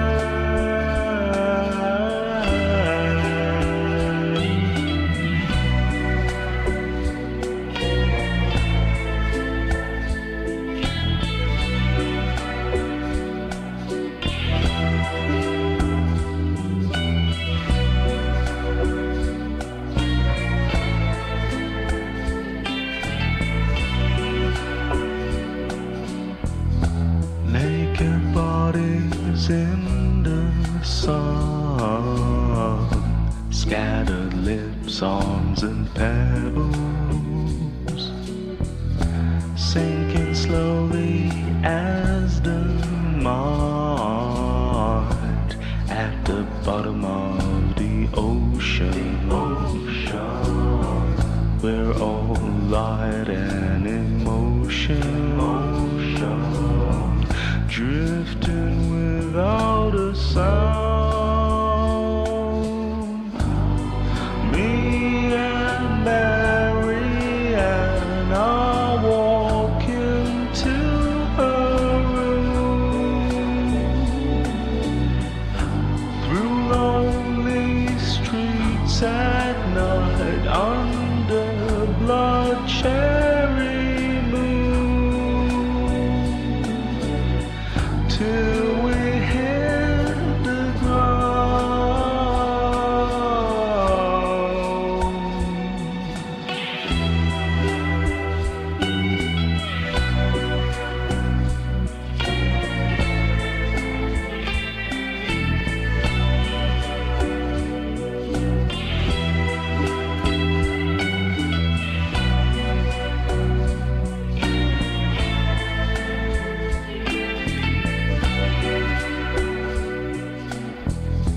Lay upon a shallow part of the dreams, late in the morning,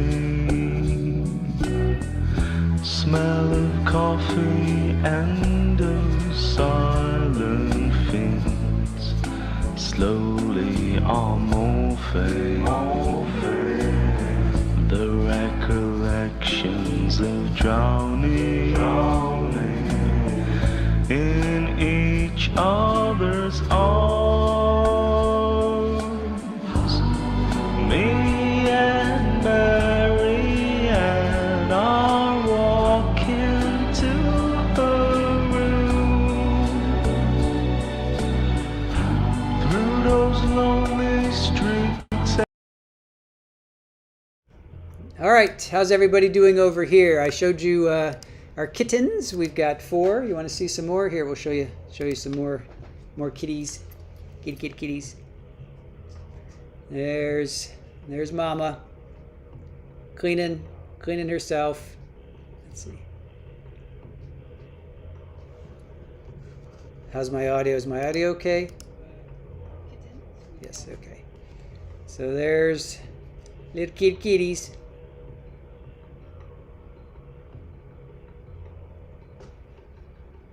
Polly's going to be a good mom. Cleaning the little guys. So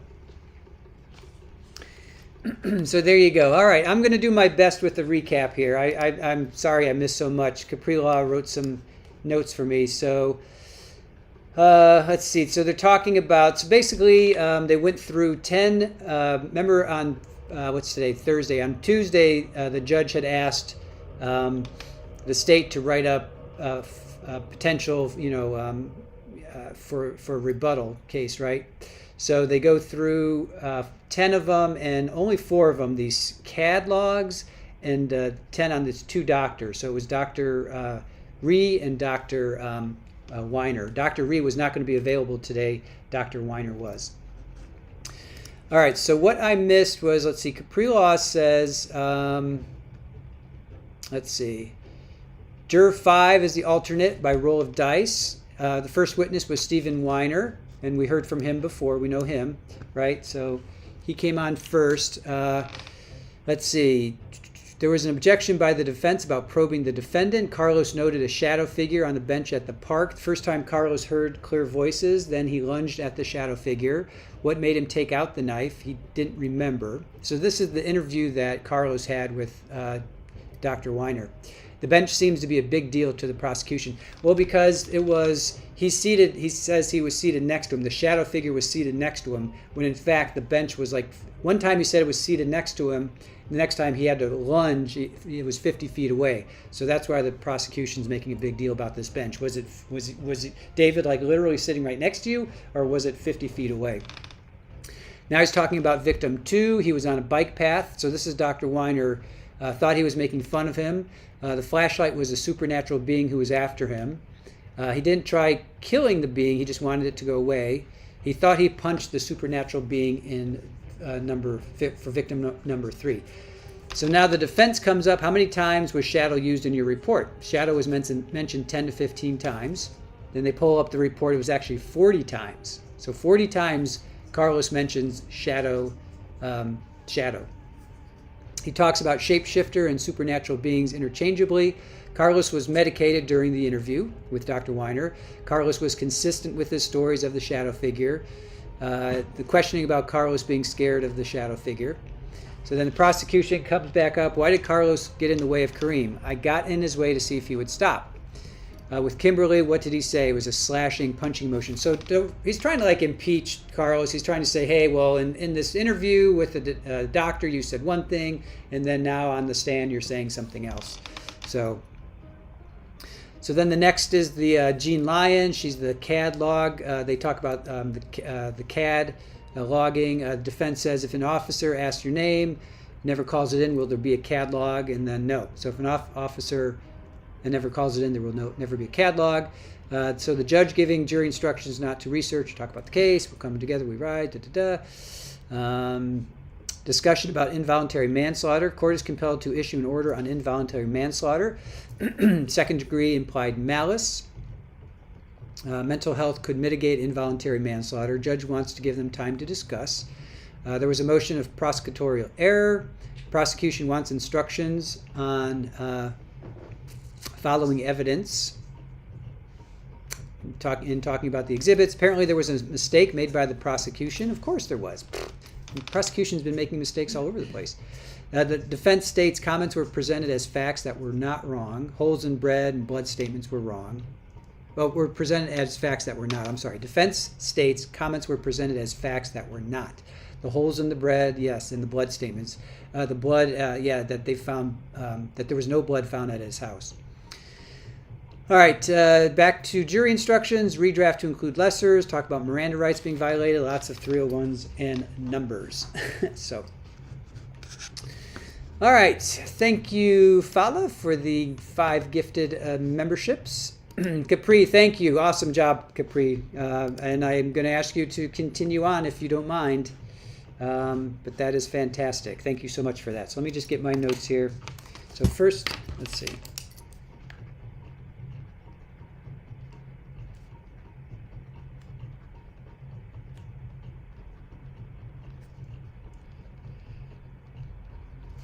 All right, so first up was Stephen Weiner, Dr. Stephen Weiner.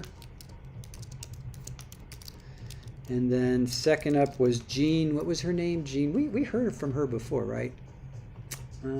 Jean Lyon.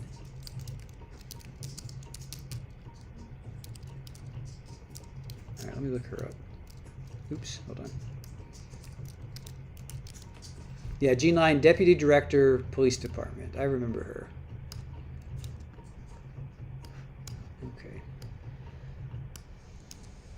Okay. Jean Lyon. All right. Good job. Thank you, Capri. Awesome job. Thank you so much for that. All right, I am going to take a break and go check in on the kitties. So I'll leave you back here.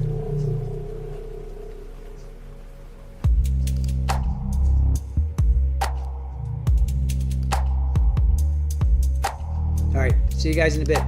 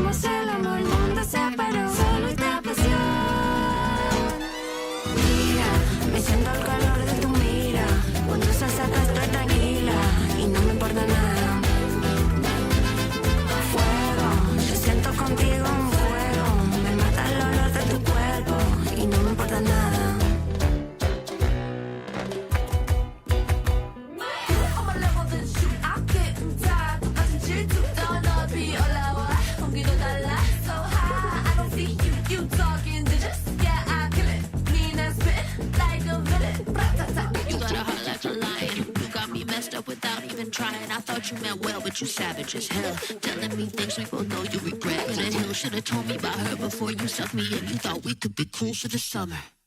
Mira, me siento el calor de tu mira. Cuando estás acá estoy tranquila y no me importa nada. Fuego, yo siento contigo un fuego. Me mata el olor de tu cuerpo. Aquí mi amor, somos el amor. El mundo se paró, solo esta pasión.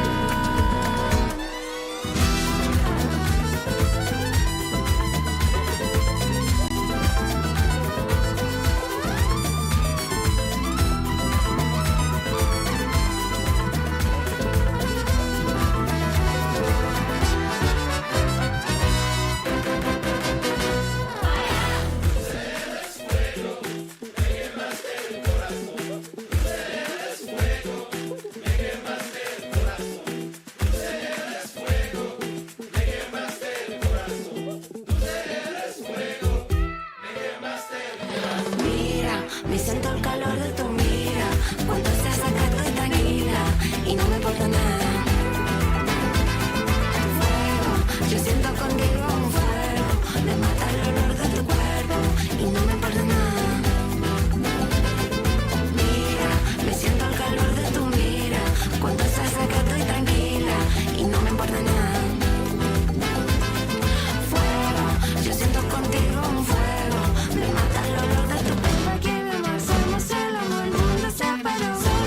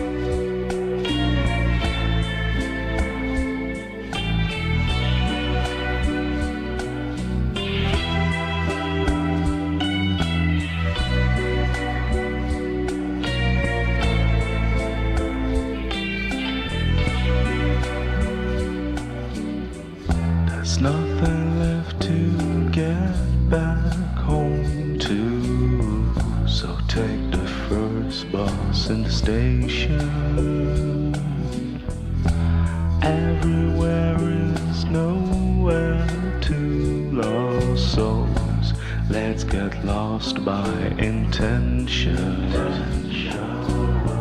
where the world has protection, where the waves hit the sand.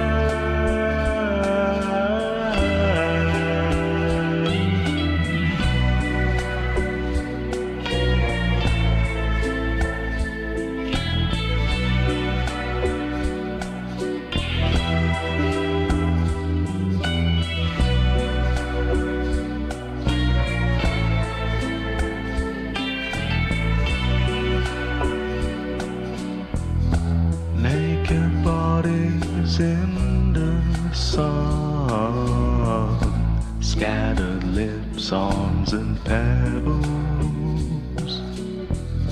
sinking slowly as the mud at the bottom of the ocean. We're all light and emotion, drifting without a sound. Me and Mary and I walk into her room, through lonely streets at night under blood cherry moon, till we hit the ground.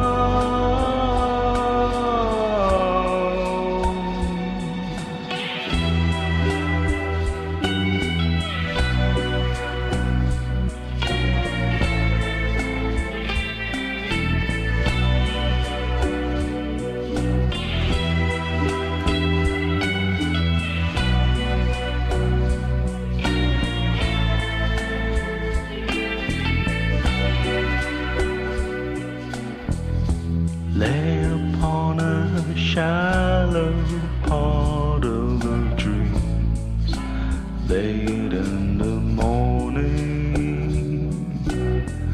smell of coffee and of silent fiends slowly are morphing, the recollections of drowning in each other's arms. Me and Mary and I walk into her room,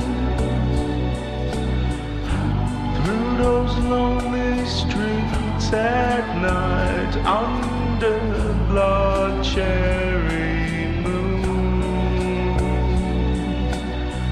till we hit the ground.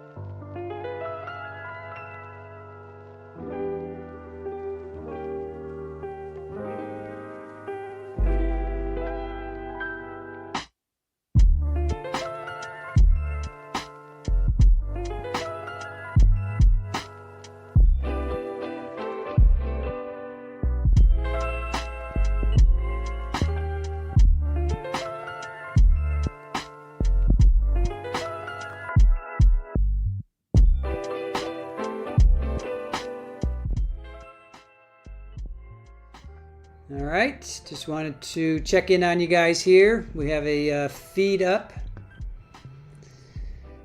And how's everybody doing over here?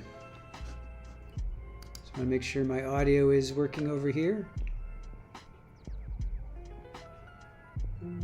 Let's see. All right, audio is good over there. All right, so they're coming back with jury instructions. Is that what I'm understanding? I'm so sorry, you guys, that I'm not with you over here. We'll be on verdict watch pretty soon, I'm guessing, right? They're going to be. Oh, we still have to do closing. So I guess maybe they'll get to closing statements today, and then we'll be on a verdict watch tomorrow.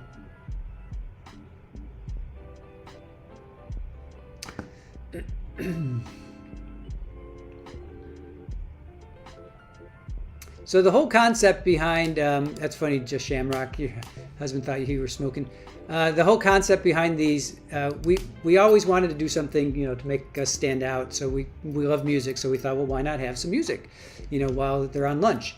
So Aaron came up with the soundtracks, and it was kind of generic. But then I think Monica and Zachary for sure, we decided, because he's a classically trained pianist, so we decided to do classical music. And then the next one we decided, I think it was Christopher Shore, we decided to get music that kind of spoke of the trial, right? So this one, we got songs that we thought spoke to the victims and to Carlos as well. He's from El Salvador. David Breaux. We tried, Kimberlee and Karim. We tried to get music that kind of touched on all of their cultures and their backgrounds. So that's the concept behind the music that we play. So hope you guys enjoy it. But for now, I'm going to turn the feed up here, and I'm going to I'll leave the music on for a little bit.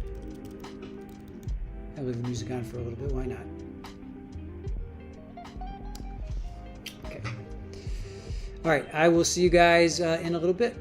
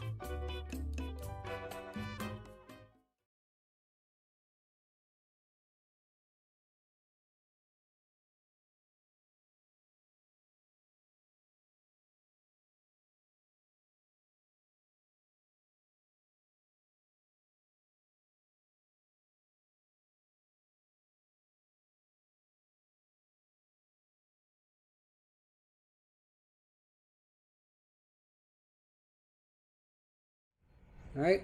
Looks like we got some action over here, guys. I think we're coming back to live court over here.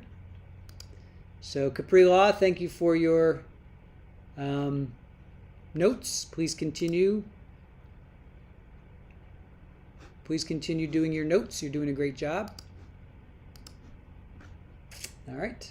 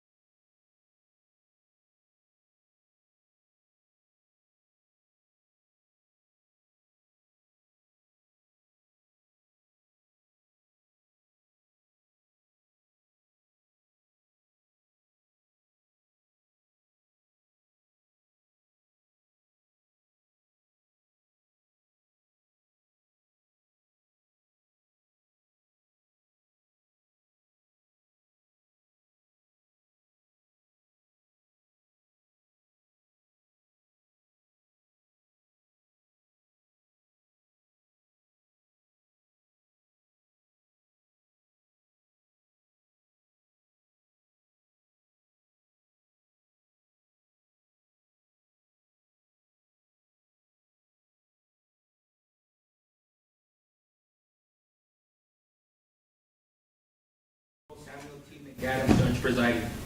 You may be seated. Okay, counsel, do you need to approach? Yes. Okay. Thanks. Come on.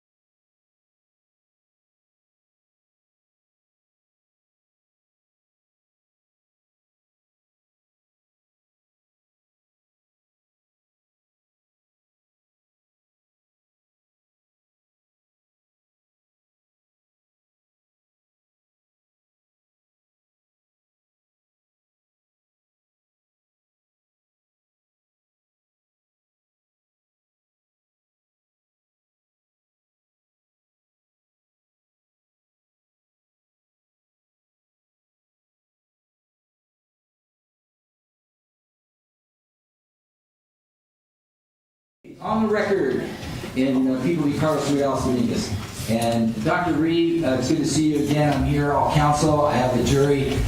You were in my courtroom, probably know there's a big screen there, and we can see you perfectly, and you're looking me right in the eyes of all of our 16 jurors.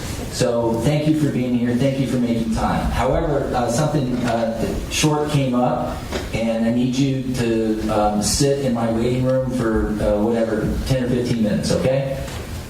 And yes, and I don't expect your testimony will be that long today, but I appreciate your patience. Let's make sure I can see you fine, and we'll probably dim the lights to see you even better, but I want to check your audio real quick.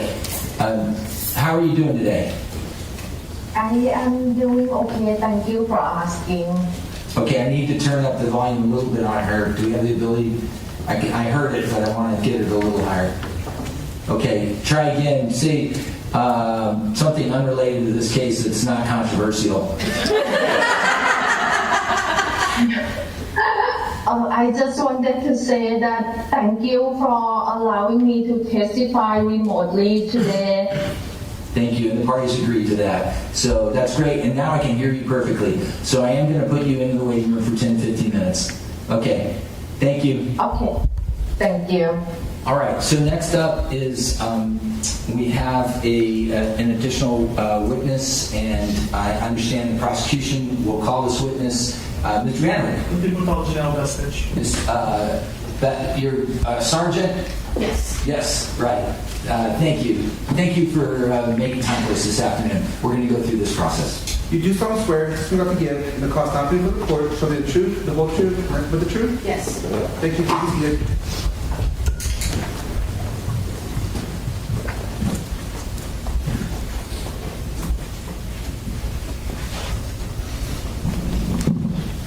Take the first and last name for the record. Please call them both. Janelle Bestpitch, JANELLBESTPITCH. Okay, thank you. All right, Mr. Vanderhook. Thank you. Good afternoon, Sergeant. Good afternoon.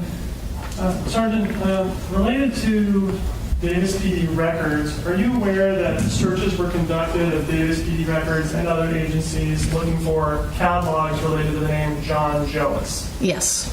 And related to the name John Joas, were any records found? No.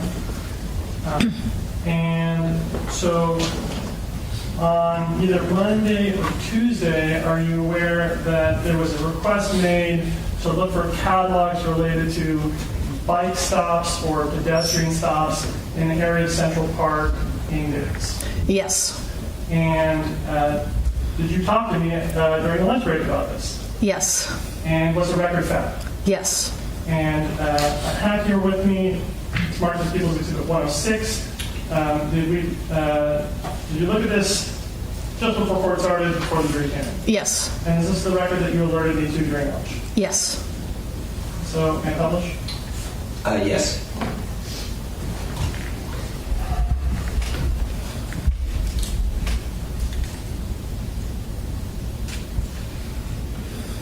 And so, what, Sergeant Bestich, what is this?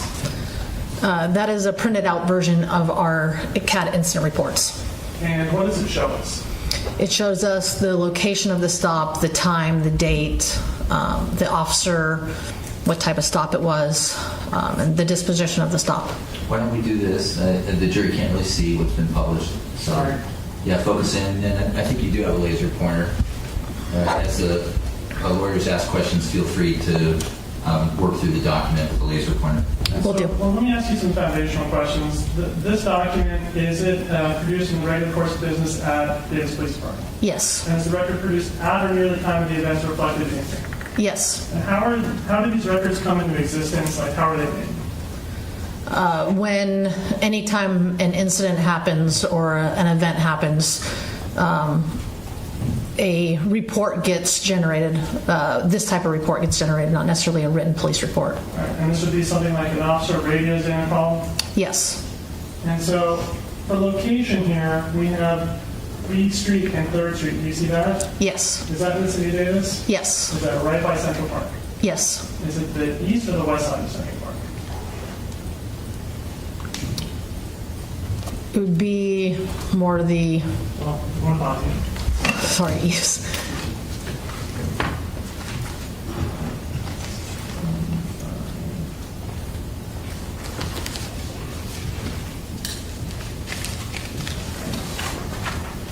Is that the southwest corner? And here it's been marked Yes. for identification purposes, People's 25A. Zooming in here on Central Park, can you see where B Street and 3rd Street is in relation to Central Park? Yeah, it's that southwest corner of Central Park. All right, and when did this event take place? It took place on March 28th, 2023 And what time? at 10:17 a.m. And so what type of incident was this? It was a bike stop. And going down, can you see what officer conducted this bike stop? It would have been Officer John Ney, based on the unit number right there and his badge number. And does Officer Ney still work for the police department? He does not. And why is that? He is retired. And so here, for persons, what does that mean? That would be the name of the person that he contacted. All right, and what is the name here? Joseph John. So Joseph is the first name, John is the last name, Yes, and does it give a date of birth? it does, of October 10th, 1999. So I want to go down to the bottom of the log here. What does this bottom portion mean where it's talking about time, and event, and that sort of thing? So the top portion would be when the incident was created, and then where it says 5:23 Well, I'm going to pause you there. At the bottom, what disposition AD, what does that mean? means advised. All right, and so then this bottom portion, what does that mean? It has a different date because we're required to do stop data logs. So anytime we detain somebody or stop them, we have to state a reason for it, ethnicity, and then what was the disposition of it. And here, this information as far as name and date of birth, would that have been entered at the time of the stop or at a later time? Would have been entered at a later time. And so this is not something that was given to dispatch at the time of the stop. Correct. On the right side, you can see it was entered by Officer Ney, by his. And so this portion where it says where it's entered by, who's it entered by there? That would be on a dispatcher with the D in front. No further questions. Okay, thank you. Mr. Hutchinson? Good afternoon, Sergeant Preswich. Good afternoon. So, just to be clear, if you could, Michelle was remarked offense exhibit UU. Is this a different document? No, it's an app. Oh, okay. I'm sorry. Thank you. So, this document indicates the stop was the location, it says B Street / 3rd Street. Yes. That would be, means it's in the area of the intersection of B Street or 3rd Street, right? Yes. You can see Central Park here, Yes. and this would be B Street. Yes. And were you here when Mr. Dominguez was testifying when he was contacted by this officer? Yes. Did Mr. Dominguez said he was on B Street on the west side of Central Park? Yes. And when the Davis Police Department started looking for records of a John Joas in January of this year, had Officer Ney already retired? Yes. When did he retire? I honestly, I don't know. It's been a little while. Officer Ney, though, was he white or did he appear white? Officer Ney was white, yes. And he was a man? Yes, he was a man. And did Davis PD have SUV patrol vehicles at that time? We did, yes. Do you recall Mr. Dominguez testifying that he was stopped by an officer in a SUV? Yes. Who was white? Yes. Who was a man? Yes. You recall Mr. Ellis Dominguez saying this happened approximately about a month prior to the incidents? Yes. So Mr.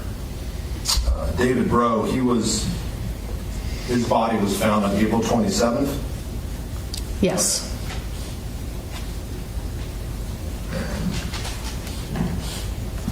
Oh, sorry.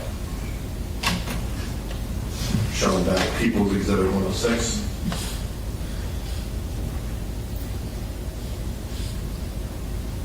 So Officer Ney, he stopped this individual on March 28th of 2023, correct? Correct.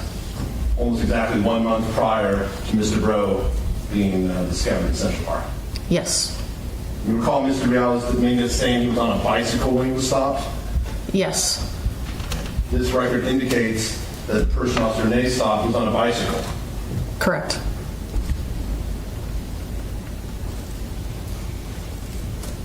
And you recall Mr. Ellis Dominguez saying that it was extremely short contact, less than a minute? Yes. This document shows the length of the length of the contact, correct?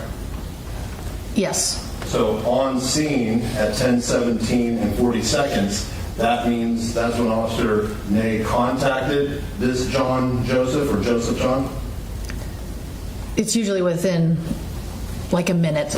It depends on the officer, but yes, that's generally correct. But according to Officer Ney, this whole contact lasted approximately 37 seconds. Correct. That is consistent with what Mr. Ellis Dominguez testified to. Yes.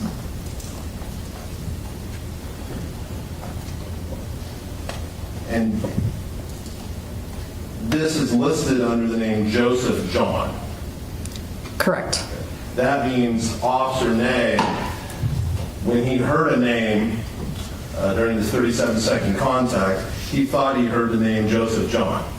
Or that's what he would infer from this, correct? That's what I would infer, yes. But if you can assume that this person actually said his name was John Joas, and Officer Ney heard John Joseph, he would be the one putting in the name, correct? Officer Ney would be typing in Joseph John. Officer Ney did that, yes. So this just indicates what Officer Ney typed in, not necessarily what the person actually told Officer Ney. I would presume that. But you, as a law enforcement officer with so many years of experience, sometimes people tell you a name and you don't hear it correctly the first time. You've had that experience, right? That could be true, yes. And with John Joseph, those are both first names. They can both be first names. They can be, yes, sir. And you would agree John Joseph sounds similar to the name John Joas. You would agree with that? They are similar with the J's, yes.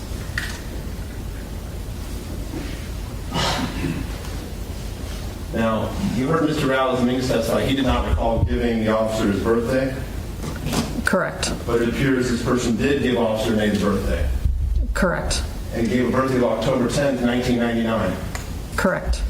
Can you remind me again, what was the birthday that Mr. Ellis Dominguez gave when he was first contacted by Officer Story? I believe it was very similar to that. I can't remember exactly. Or was it that exact birthday? Sorry, I don't recall. I'm sure you're correct.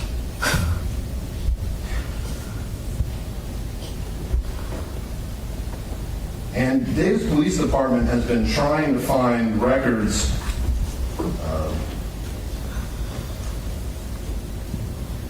regarding this contact since January of this year, right? When were you first asked to look to find records of a John Joas? I think it was a while ago, and then I believe again in January, and then again just a couple days ago when we had more information. At least this is the first I've heard that it was a bike stop and where it was at. Well, you knew it was a bike stop prior to Mr. Ellis Dominguez testifying, correct? I did not know. But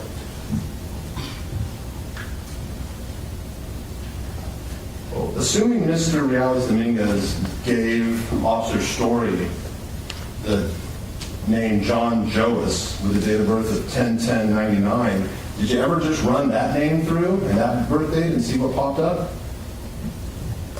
I personally did not know. So if you were to put into the catalog John Joas with 10/10/99, would this pop up or no? No, the only thing that pops up is John Joas, which was Carlos Dominguez. So in order for this to pop up, you have to have the exact, during a search, you have to have the exact name and the exact date of birth. On some searches, other names pop up, but that would be very common, so you would get a whole bunch of different results if that was the case. But with the John Joas, because we had an exact match, then that was the only thing that pulled up. And you said you conducted this search at the request of Prosecutor Mr. Vanderhook? Yes. And your goal was to find that there is no contact with a John Joas, and then that was what you would testify to, correct? No. What was the purpose?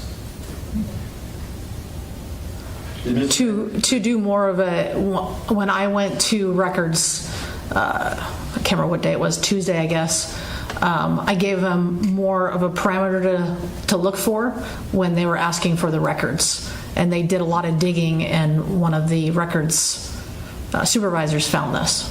Was your goal to confirm that Mr. Dominguez was telling the truth, or was your goal to try to confirm as a prosecution's theory that he was lying about this prior incident? What was your goal in doing this? Our goal was to do a thorough check.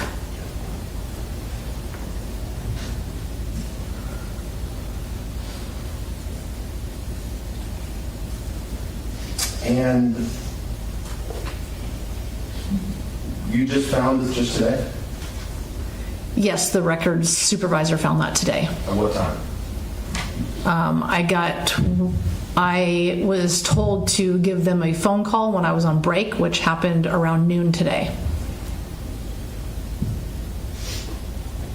And then you forwarded it to Mr. Vanderhook? I let Mr. Vanderhook know, yes.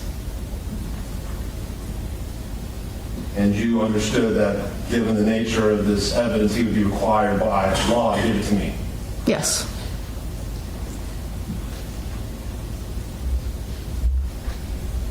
It also says the race of this person is white? Yes. I think you have to pull it down a little bit more. There you go. Thank you. Yes. White. You would agree that perhaps in just a brief 37-second contact, Mr. Dominguez, although he's Latino, he could be identified as white. Latinos can be identified as white, correct? That's correct. Mr. Dominguez does appear to be light complexion? Yes. Did anyone actually call Officer Ney? He's still around, isn't he? I'm assuming he is, yes. Did anyone call and ask if he remembers this? In the last 2 hours, no.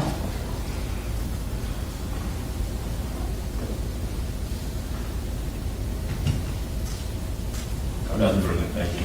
Okay, Mr. Vanderhook, any follow-up? Nothing. Okay, Sergeant Best, please thank you for your testimony. Thank you. Okay, we have a witness waiting. Let's bring in Dr. Reed.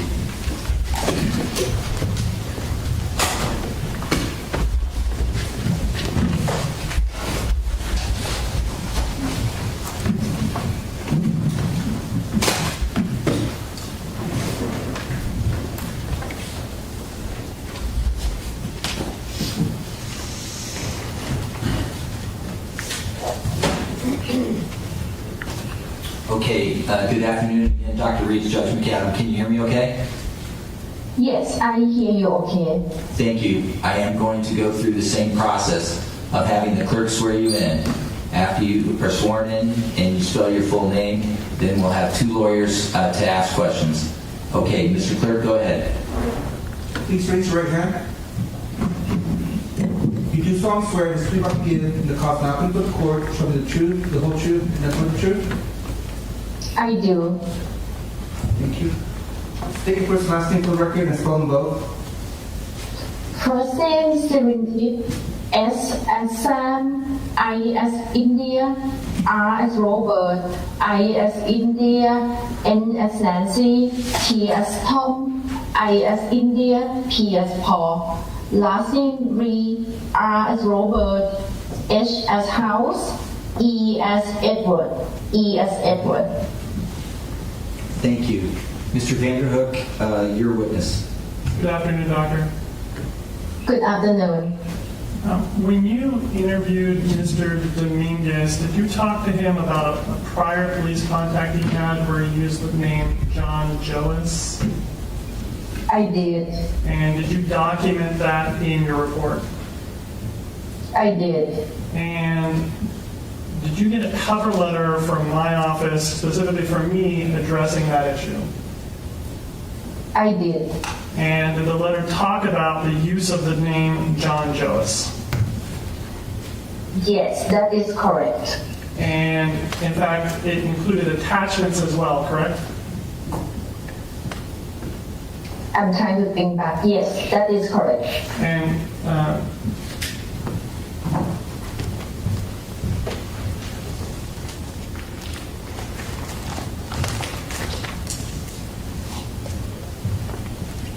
specifically, the records were subpoena documents, correct? Objection, outside scope, facts not in evidence. This is related to the contact that we just had heard evidence about. So, This witness? it's new. If he's asking about what the defendant told the doctor about this contact, I'm going to allow it, given the new information that's come to light. Right, that's not what he's asking about. Oh, I'm sorry. I thought we were still on that. I missed it. No, he wants. Can we approach? Okay, so the area of inquiry, just a moment, folks. The area of inquiry, I would allow testimony regarding Sergeant Best's testimony in that exhibit. So that area for Dr. Breaux is okay, and the statements made by the defendant as to the 3 crimes, that area is okay. I've approved that area of inquiry. So yes, so try to cover that, and then if you want additional coverage, then we will take a sidebar then. You know, I think the jury may not be able to see Dr. Reed well with the light. Oh yeah, thanks for reminding me. Okay, so with that guidance, you have material to cover. Well, on this issue, I've reached the point where I would either need to switch to a different topic or approach on this issue. I just identified 4 areas of inquiry. If you have questions on those 4 areas, then I would like you to proceed. If you don't, then we're done and I will take a sidebar. And so, Doctor, specifically, it included records that showed that every law enforcement agency... Objection, facts not in evidence. Okay, outside scope. sustained. I thought we were going to talk about the 3 statements by the defendant regarding 3 crimes, and then I would allow the testimony regarding what we just heard from Sergeant Bestich. Those 4 areas are fair game. Understood. Thank you. So, I want to ask you specifically about the offenses here and Mr. Dominguez's statement to you about each of the offenses. Okay? Okay. And so, specifically, when you talked with Mr. Dominguez about the stabbing of David Breaux in Central Park, he gave a statement to you about that, correct? Yes. And specifically, he told you that he heard a voice that said, you won't go up to him, you won't... Objection leading. Okay. Just for the convenience of I'm going to allow... Is this in quotation in the report? No, she's written in summary, so I think... Okay. This part's in quotes. Okay, you can quote her the questions directly. Otherwise, you have to use your tools on direct. Who, what, when, where, and how. But the voices said, quote, you won't go up to him, you won't, end quote. Yes. And what did he tell you that he saw after that? I believe he said that he saw a shadow on a bench in the park. Did he specifically say that he saw the shadow next to him on the bench? He From my memory, I remember he said that he saw a shadow next to him on the bench. And was your understanding of the statement that he was talking about that shadow being on the same bench as him or on a different bench? I did not ask about that because I did not think that it was an important issue to talk about that. However, when I met with you, I believe last month, I did ask you about the bench. I asked about, are there any other benches next to where he was sitting, and your answer helped clarify that issue. Because there is other benches there, correct? Yes. And did he tell you specifically that after seeing the shadow next to him on the bench, he grabbed his knife? Yes. And did he tell you that he went up to the shadow? Your Honor, I'm objecting. Sustained. They're not direct quotes. Sustained. Direct examination tools at this point. Direct quotes, you can lead with that question. What did he tell you he did after he grabbed the knife? I believe he said that then he grabbed the knife and he saw a face, and at that point he felt paranoid and he was scared. And then after that, he rang out. I would like to add that I believe he was severely psychotic at the time. So based on my training and experience, anything that the person who is in the middle of a psychotic break say, we cannot expect that everything would be coherent minute by minute. Understood. Thank you, doctor. And did he say what he did after he blanked out? I believe he said then he left and he went home. And specific to the stabbing of Karim Abou Najm in Central Park, did you talk with him about that? I did. And did he tell you when he got up that day? I believe it was in the evening. All right, would referring to your report refresh your memory? Yes, that would help. All right, I would Thank you. reference you to page 16. Thank you.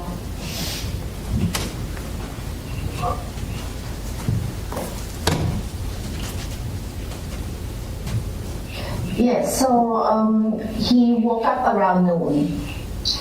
And did he say where he went after that?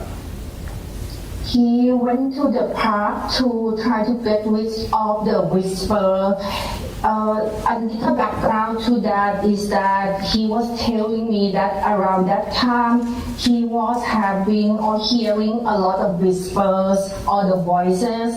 So every time that happened, he would try to leave his house. He would try to go outside to get rid of the whisper. So to me, he was in distress from the hallucination, so he was again left the house and tried to cope with the symptoms. And did he tell you that he went back to the park just once or more than once that day? I believe more than once. And did he say what he did in the park? The first time he went to craft something on the tree and also cut through the knife at the tree. And he said that the carving on the tree and throwing the knife at the tree was the same day? Objection leading. Sustained. What day is he telling you that happened on?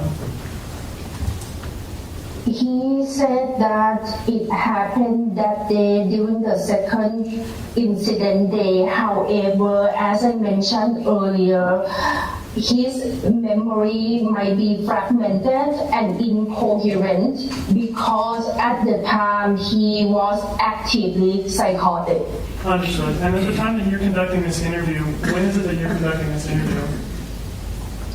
It was about 6 months ago. I conducted the interview early December 11 Understood. So of last year. So he'd been medicated for about a year and a half at that point. Yes. And so, did he tell you specifically what happened between him and Karim Abou Najm? Yes, he said that he saw somebody, and at the time his understanding was that that somebody was a supernatural being coming toward him, and he said that someone or the supernatural being was laughing at him, making fun of him, and making some gesture. So he went up there to the figure, and then they collided at some point. He said... So I'm going to pause you there because we got to do it in questions and not just a narrative.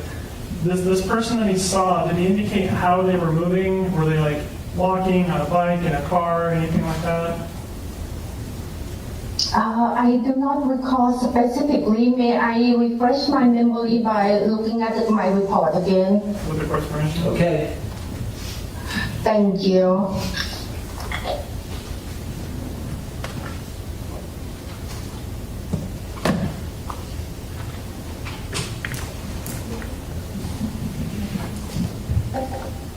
Okay, so he said that he saw someone walking with the backpack and pointing and laughing at him.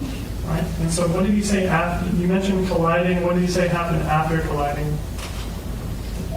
He said that he fell backward, and whoever that was fell backward as well.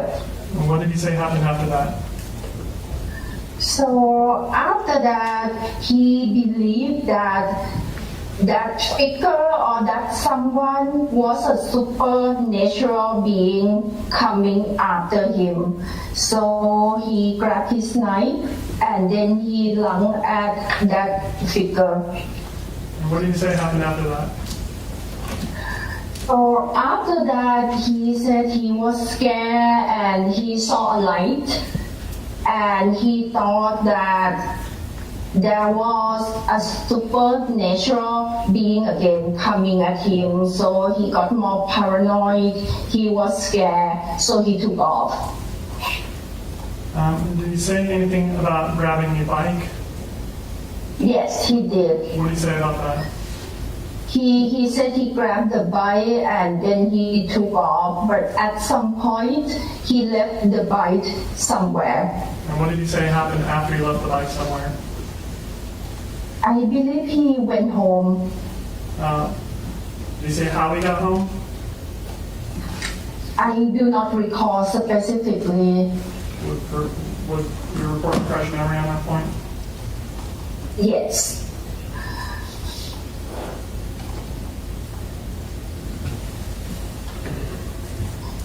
He said he walked back home. Right, now I want to direct you to the stabbing of Kimberlee Guillory. Did he provide a statement about the stabbing of Kimberlee Guillory? Yes, he did. What did he say happened there? He said that on that day he was again hearing the whisper, or in my opinion, he was having auditory hallucinations. So at that point, he went out to try to get rid of the whispers again. This time he did not go to the park, but he went to a train track. Then he saw a shadow. So I'm going to pause you there. Did you say what happened at the train track or anything to that effect? He said that he sat down for a little bit and then he went on a walk. Okay, and did he say where he went? He did not. All right, what did he say about the walk? So he said he went on a walk and he saw the shadows telling him to come. and it was calling him to go to the shadow. He said he was paranoid and scared because it was the first time that the shadow instructing him or commanding him to do something.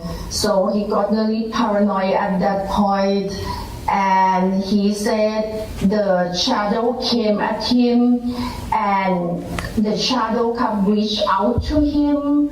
So he saw that the shadow was in the tent, and he stabbed the shadow in the tent. And then he heard a scream, and he got more scared and paranoid, and then he left. And did he say how he got home? He said that he got on his bike and went home. So I've reached those 4 areas, Your Honor. Okay, and so there's another area you'd like to go into? It's related to the first area. Okay, I'll hear argument. Sidebar. Thank you. Off the record. Feel free to stand up. Stretch, folks. Thanks.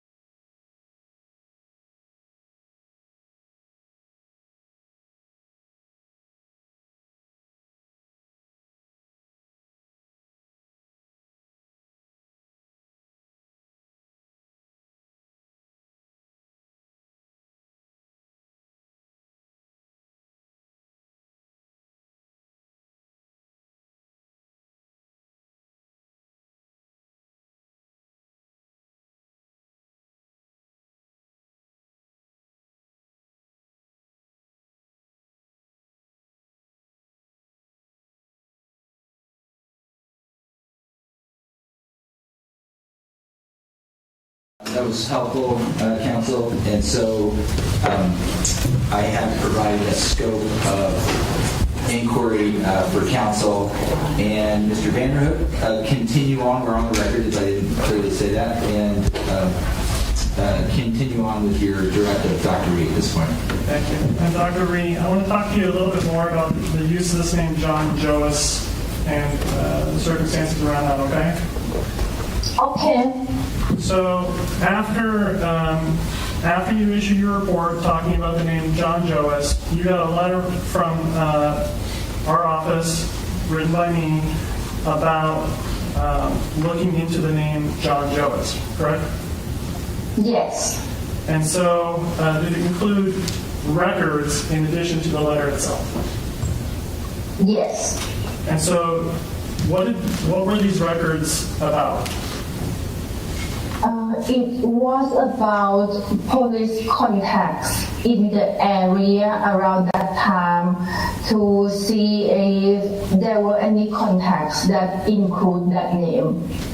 And did it include just John Joas, or did it include variations on John Joas, like variations on spelling, variations on the last name Joas versus Jonas? Did it include all the kind of different variations that could exist with that? It included multiple versions of that names. And were these records from multiple law enforcement agencies? Yes, that is correct. So did it include the Yolo County Sheriff's Office, I believe so. the CHP, Yes, the Davis Police Department, yes, the UC Davis Police Department, yes, California Department of Fish and Wildlife.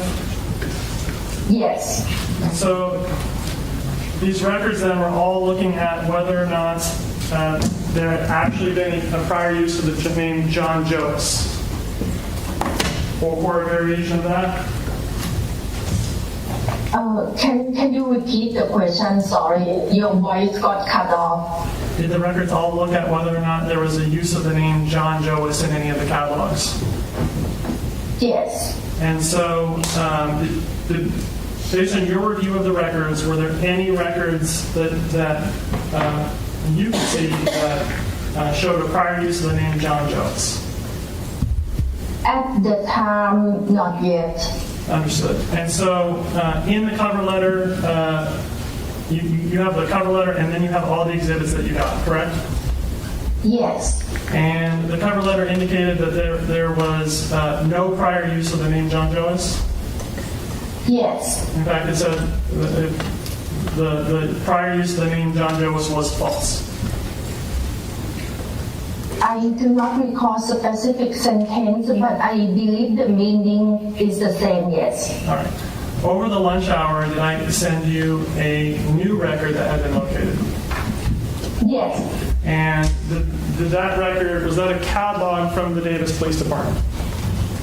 Yes. And Oh, she can't really hear you when you step away from the mic. sorry. That's all right.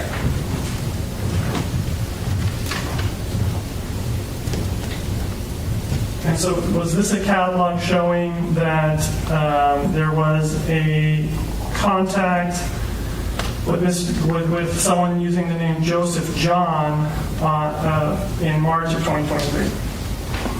Yes, that is correct. And so you got that today during the lunch hour? Yes. Now I want to ask you, when you got the cover letter describing that there was no prior use of John Joas and giving you all the subpoenaed records from all the agencies checking for the use of the name John Joas, did that change your opinion at all from what it had been previously? That did not change my opinion. All right, and when you got this new document showing the use of the name Jonathan John, or let me get this right, Joseph John, did that change your opinion? No, it did not. All right, and so were you swayed in either way? In either case, were you swayed to change your opinion? On the first case, the first incident, at first when there was no names came up, I remember that I had a meeting with you and I asked clarifying question. I asked you about if there were other police contacts. Was there a possibility that they may not run the name or they may not record that contact? And you informed me that there was a possibility, so that clarified my question at the time and my doubt. So that's why I concluded that my opinion did not change. And for the second record about this issue that I received today, it just confirmed my opinion. All right, I have no further questions. Okay, thank you, Mr. Vanderhook. Mr. Hutchinson, do you have questions for Dr. Reed? Yes, Dr. Reed, can you hear me? Yes. This cover letter that Mr. Vanderhook sent you, did he just send you materials or did he make statements about what, in his opinion, the materials showed? They were both. They were both materials and also some statements. And he wrote you this letter after you had already written your report? Yes, that is correct. After you had already submitted your opinion to the court? Yes. So it was your understanding he wanted you to review these materials to see if it would change your opinion? Yes.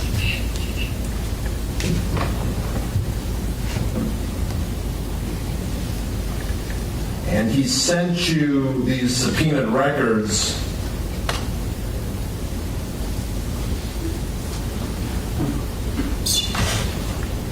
and he told you that subsequent investigation had shown that Mr. Dominguez's claim that he had met an officer and given the name John Joe, he told you that was, quote, false, correct? Yes, I believe so. So he didn't just tell you we can't find records. He asserted definitively that the claim is false.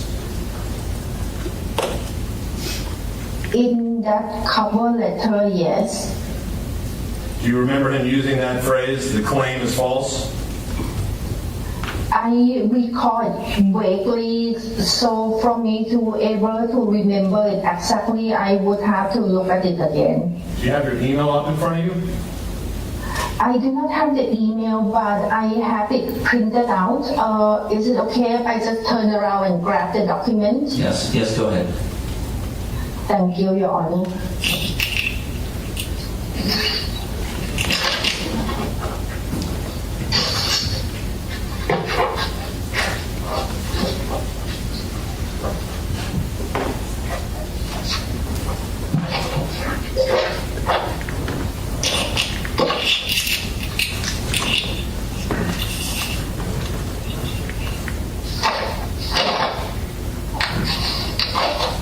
Okay, I found the cover letter.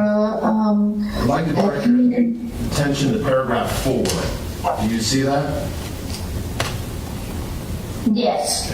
And in that paragraph, Mr. Vanderhoek wrote to you, Mr. Dominguez claimed that a month prior, the police stopped him while he was riding his bicycle in the Davis area, and that he told the police the name, quotation mark, John Joas. Subsequent investigation has determined that that claim is false. Is that what Mr. Vanderhoek told you? Yes, in the letter. And based on your review of the Davis CAD incident report that you received today, in your opinion, was Mr.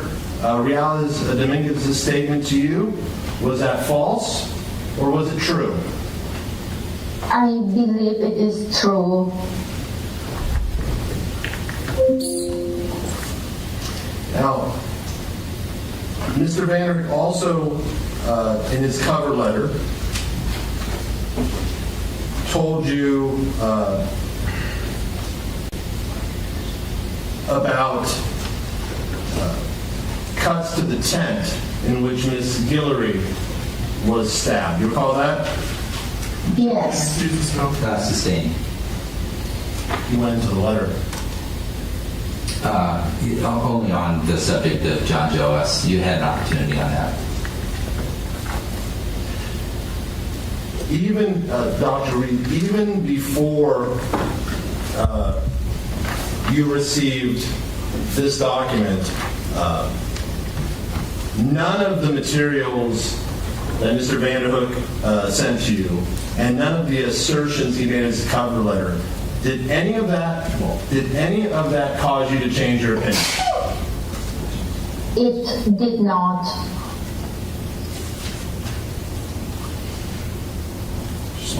Okay. Yeah, just remember, we got 4 narrow areas in I understand. Dr. Reed, you indicated that in writing reports, you are trained to be concise. Yes, that is correct. And so, when you summarized Mr. Dominguez's statements to you, you wrote them in summary. Would that be a correct statement? Some parts are in summary and some parts are the reports. And when you are trying to quote him exactly, you use quotation marks in your report. Yes, that is correct. So if you use quotation marks, that indicates those were his exact words. Yes. If you don't use quotation marks, that indicates you are writing what he told you in summary.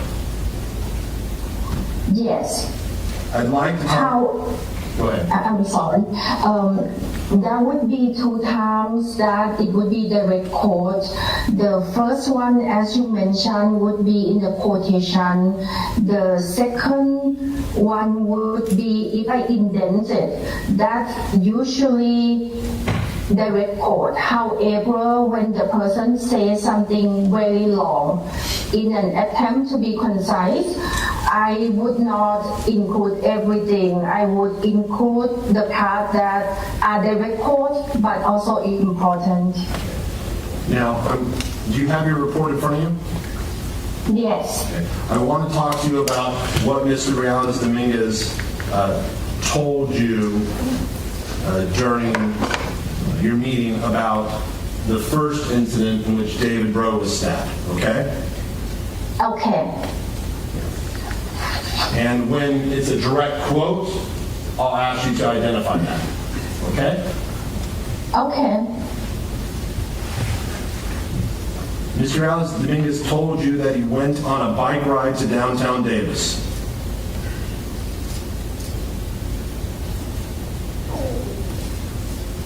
Yes.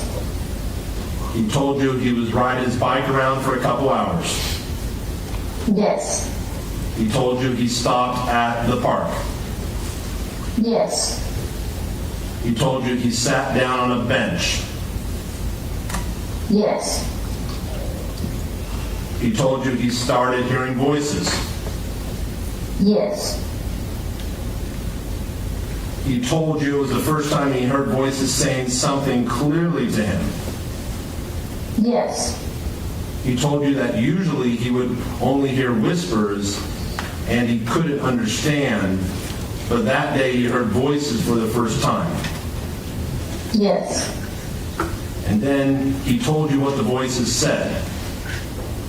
Yes. In this case, you use quotation marks to quote him directly. Yes.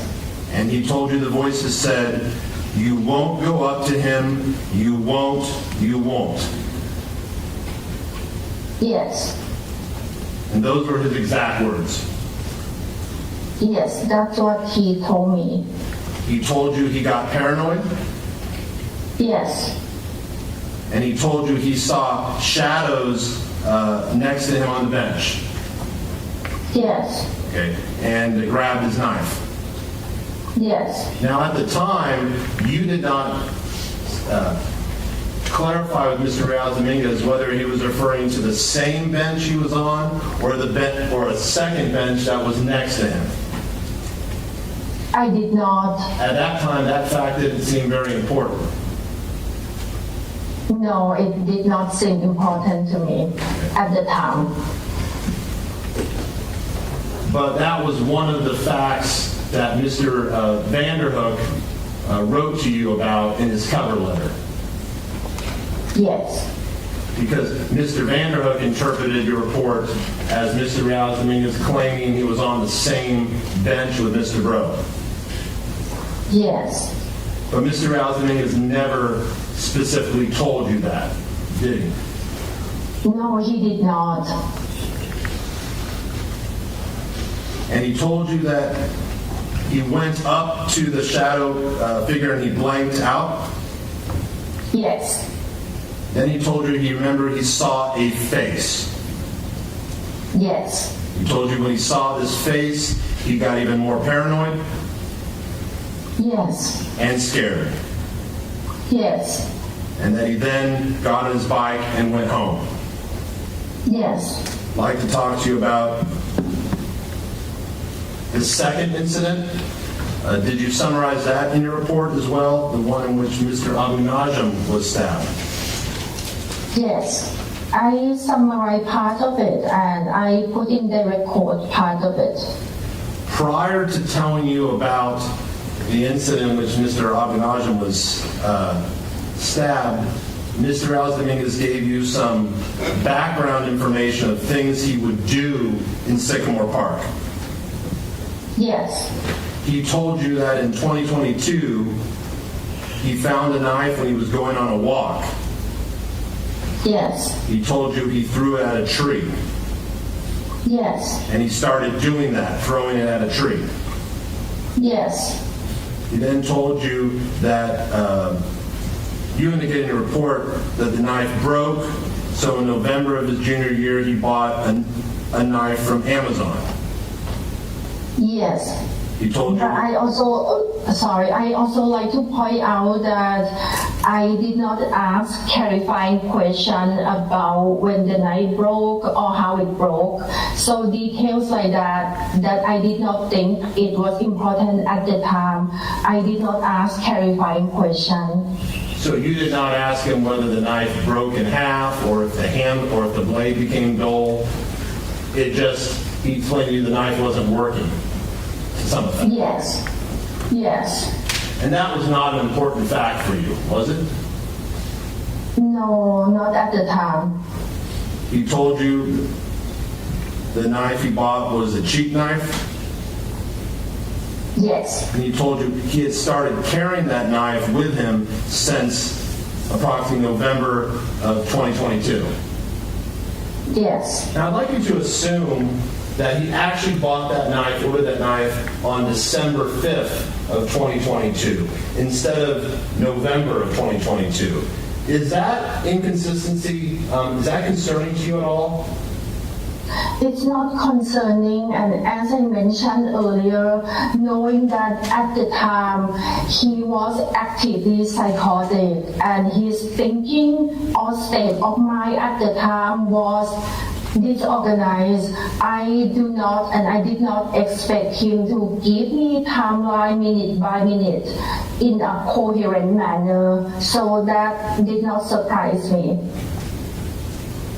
He told you that he used the knife he purchased to throw at a tree?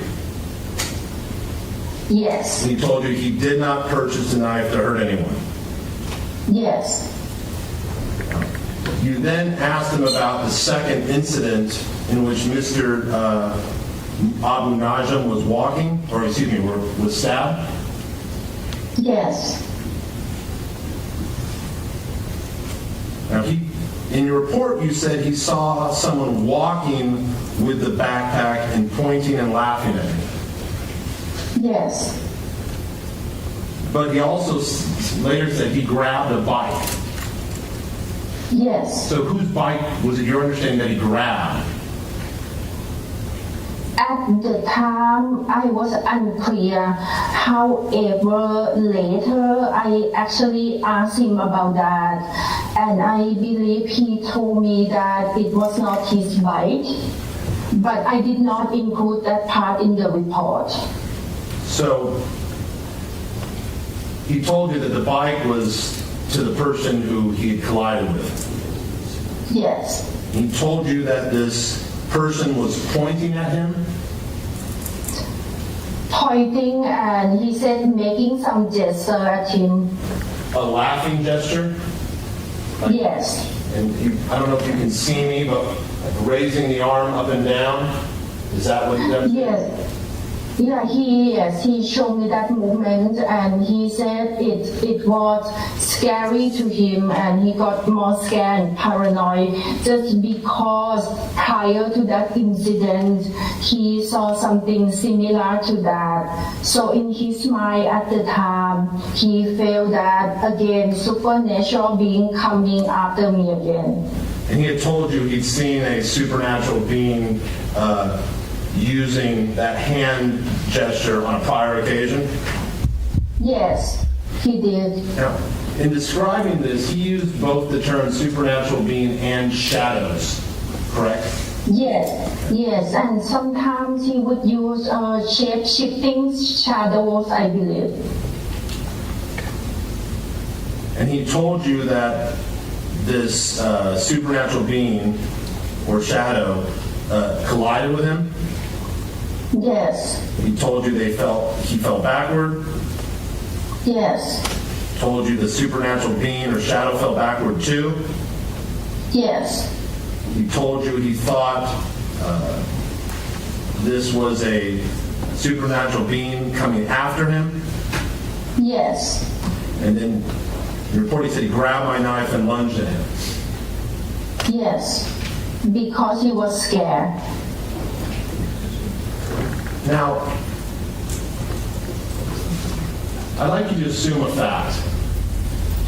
Assume that when Mr. Dominguez testified, he didn't actually remember grabbing his knife. He just remembers lunging. Is that fact concerning to you? No, it's not. Why not? Because of two reasons. The first reason, as I mentioned a few times, about his thinking at the time was incoherent. So based on research, we know that when somebody having disorganized thinking, we cannot expect the person to have thinking or state of mind in a coherent manner. So the memory may not be exactly accurate 100%. So that's my first reason for not concerning. The second reason, it would be because it's not concerning because he did not, overall meaning it did not change in the sense that he experiencing symptoms, he was reacting to the symptoms. At the time you met with Mr. Dominguez, at that point he knew that he had stabbed a person, correct? Yes, and that is a great point because I did not ask clarifying question if when he mentioned that, is that from his own memory or was it from the insight about the memory that he had developed later? Because you know that when speaking to people, they will often fill in gaps in their memory with things they know happened, even if they don't remember it. You've had that happen before, correct? Yes, all the time. They would try to put things together for them to make sense of what happened. And he told you that after he lunged at the supernatural being that he was scared. Yes. He told you he saw a flashlight. Yes. He thought it was another supernatural being coming after him. Yes. So he grabbed the bike and took off. Yes. He told you he was scared. Yes. He told you he went across the bridge and left the bike. Yes. Then he then went home. Yes. I'd like to talk to you about the third stabbing when Miss Guillory was stabbed. Okay.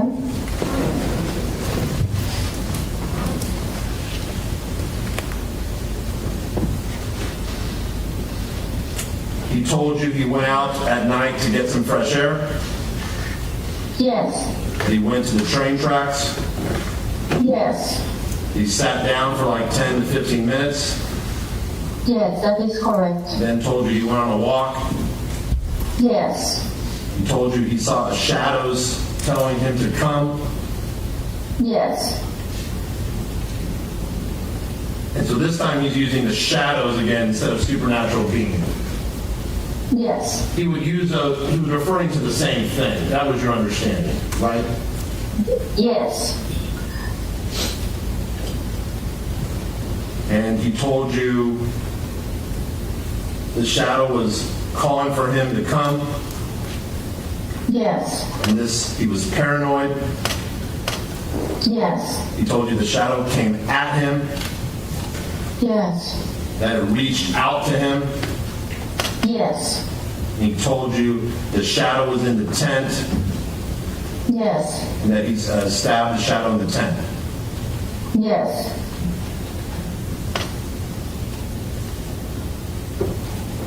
He then told you he heard a scream, Yes. that he got paranoid, Yes. and that again he thought that supernatural was coming after him, Yes. and he got on his bike and went home. Yes. Now,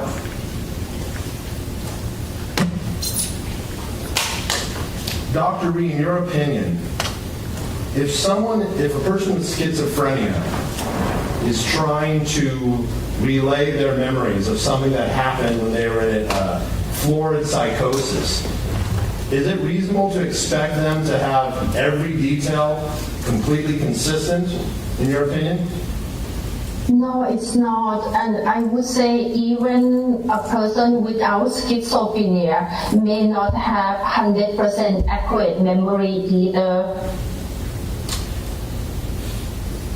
And Dr. Ree,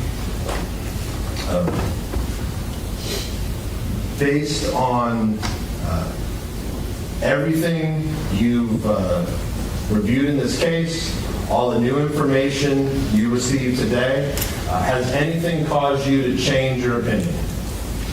No. I have nothing further. Thank you. Okay, thank you, Mr. Hutchinson. Any final questions, Mr. Vanderhook? Yes, Your Honor. Okay. Dr. Ree, regarding the cover letter, section 4 that was sent to you, Mr. Hutchinson mentioned that there's a sentence that says that that claim is false. Is there more writing after that? Yes. What does it say? It's, may I read it out? Okay, go ahead. It said there is no record of any prior use of the name John Joas or any similar name. And does it say more after that? Could you finish the paragraph? All agencies that may have been in the David's area have examined their records, including the David's Police Department, UC David's Police Department, Yolo County Sheriff's Office, California Highway Patrol, and the Department of Fish and Wildlife. I want to take you back to Mr. Dominguez's statements to you. He mentioned having a prior knife before buying a knife. Do you remember that discussion? Yes. What did he say was the reason why he needed to buy a new knife? I believe because that knife was broken. And regarding the stabbing of Karim Abou Najm, in your report, when you're describing Mr. Dominguez's statement to you about what he saw with Karim Abou Najm, does it have the word shadow at all? May I refer to my notes? That would refresh your memory. Okay. Thank you.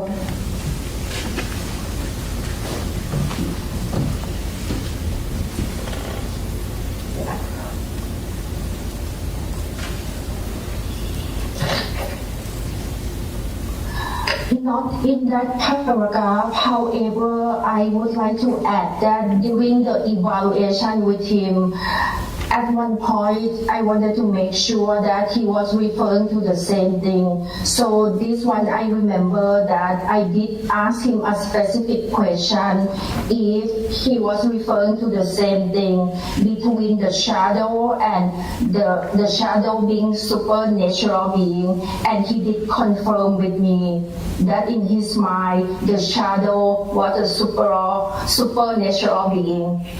And that's why he was scared them.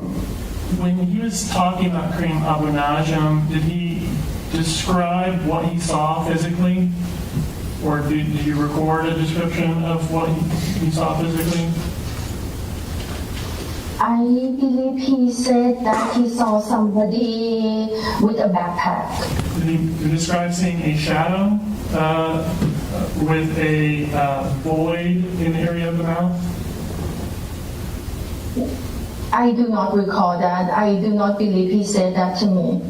All right, and then going to the stabbing of Kimberlee Guillory, you just testified about him saying that he went on a walk. Did you talk about one walk or more than one walk? I do not recall specifically. May I refer to my report? With the court's permission? Okay. Thank you, Your Honor.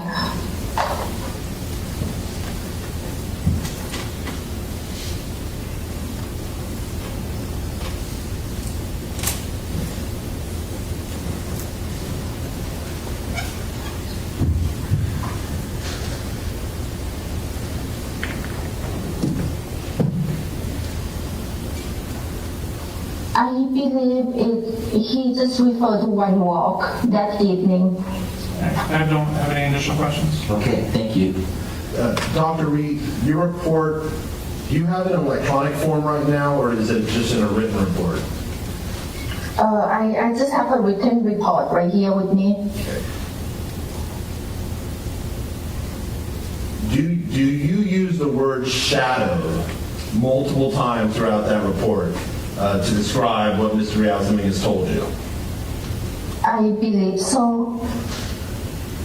Okay. I have one more question. Does the fact that Mr. Dominguez used the term shadows at some times and supernatural beings on others, the prosecutor appears to think that's very significant. Objection, argumentative. Assistant. The prosecutor has asked you questions about whether Stop. Just ask.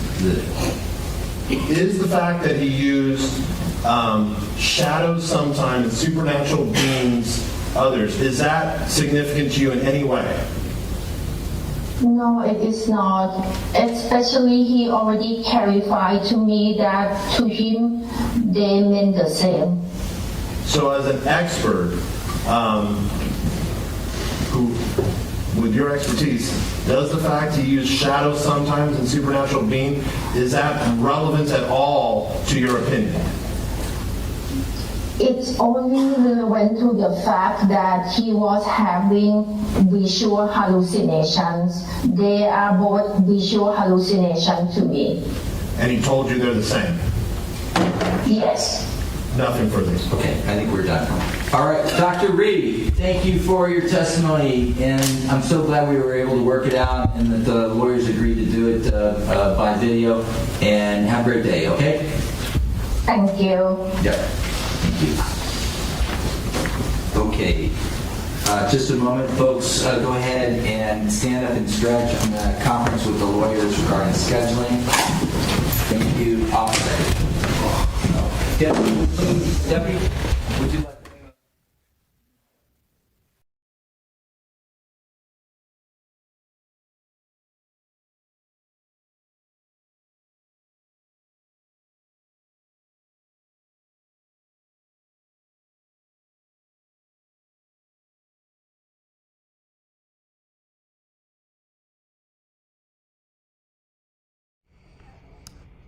All right, looks like they're on a break. I'm going to read through Capri's notes here.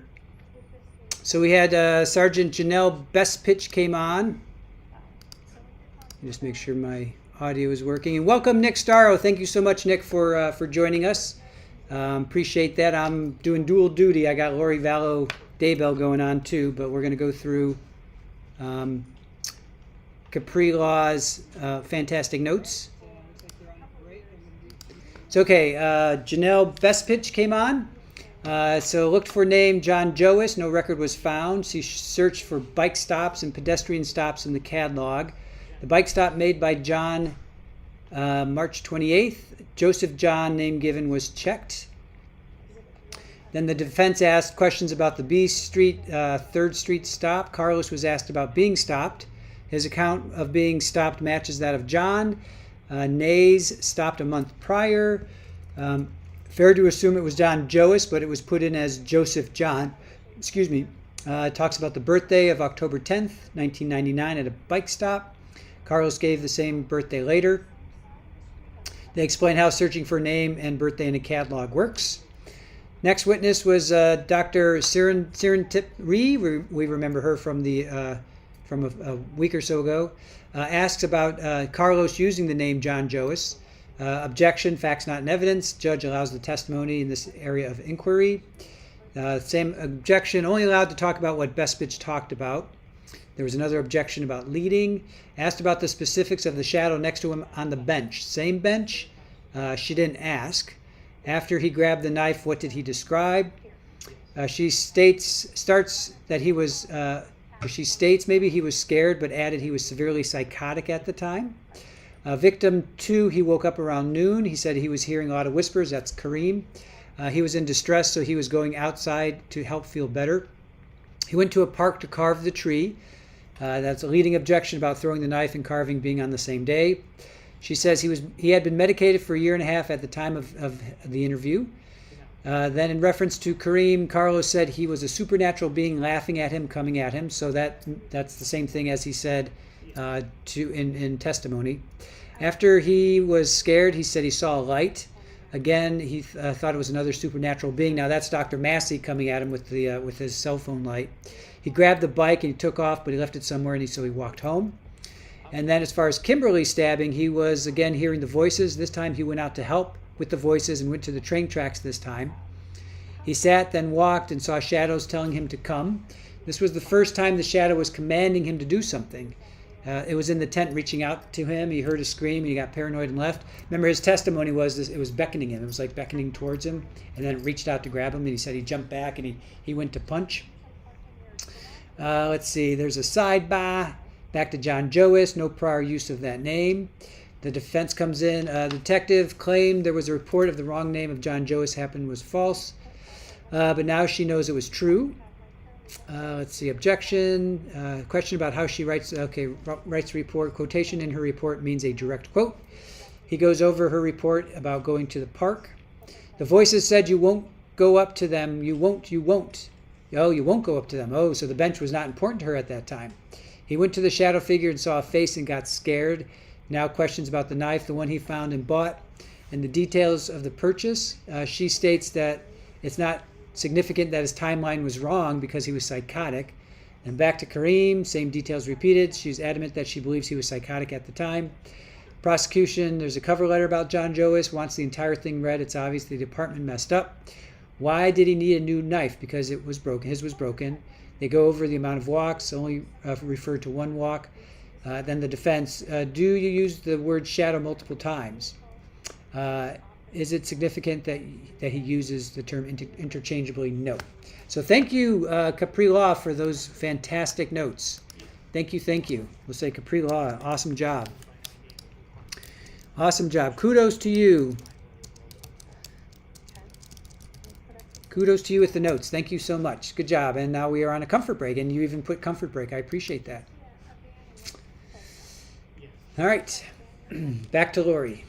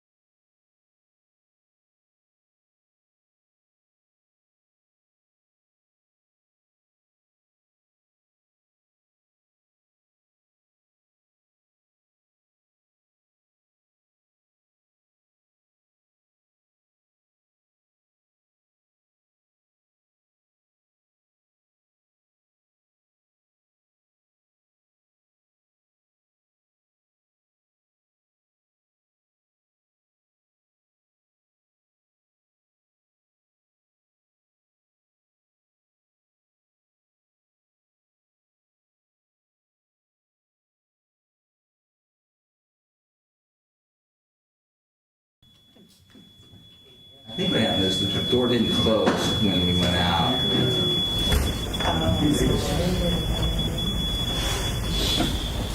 Hey. Thank you.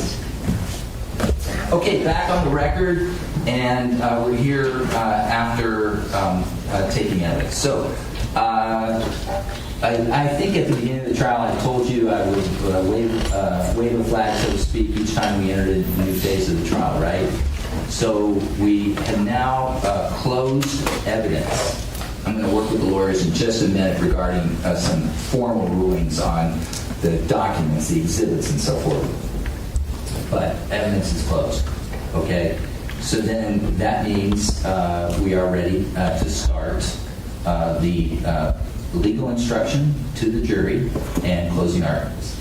after closing arguments, there will be jury deliberations. Okay. And then I anticipate I'd like to start tomorrow. I think I would like to start at 10 o'clock, okay, instead of 9:30 with the jury at 10 o'clock. So, and we may go straight through, right? So normally I take a break, hour 15, hour and a half, bathroom break and so forth, stretch break. But if we start at 10, you may not get a break. So make sure you're ready to sit for up to 2 hours, maybe less than that, okay? All right, do your best. If some emergency happens, you can always flag down the bailiff, or for that you can flag me down too. But that's what I would like to do. So I'm giving you an extra half hour so I can continue to work with lawyers to finalize the legal instructions. Okay, so I expect that closing arguments will take most, if not the full day tomorrow. And it's my hope that I'll give you a final instruction at the end of tomorrow and that I will send you in to deliberate. I do not know how long your deliberations take, but I'm going to give you more instructions on that when I send you in. I'm going to tell you how to schedule time and how to handle that. I'll also talk to our 4 friends that are alternates. Okay, I'm going to give you, the 4 of you, explicit instructions on what your job is and what your role is and how this works for all of you, okay? And so don't worry about that. Another thing that's on my mind is the scheduling for next week. I highly doubt that you're going to be able to do too much tomorrow other than gather and meet. And so you'll really start the meat of your, the MEAT of your deliberations on Monday. And so I recall that some of you had asked for June 12th, if my memory serves right, time off on June 12th.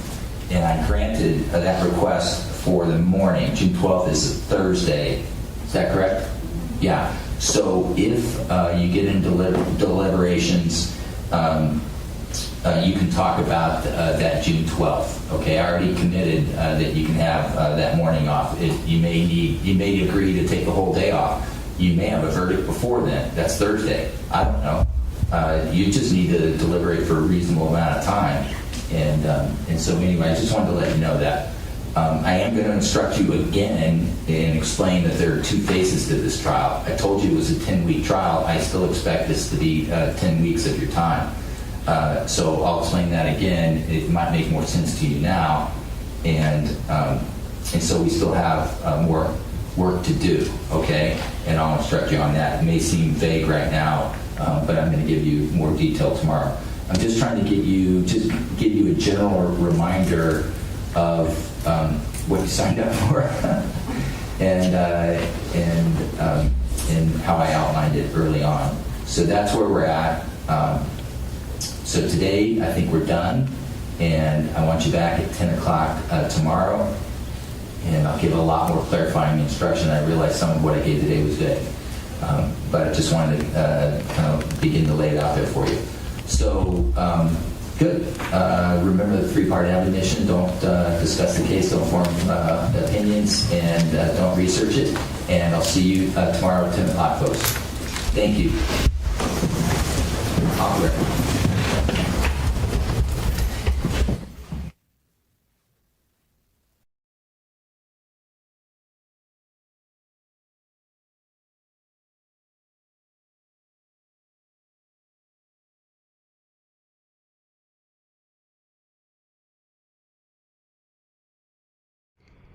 All right, sounds like they are done. Sounds like they're done. Sounds like they're done for the day.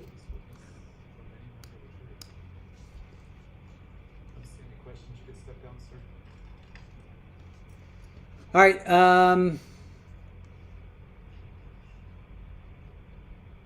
going to say goodbye here. We're going to go. We'll shoot you over to Lori. Thank you for. Thank you so much, Capri Law, for taking notes. Oh, wait, they're back.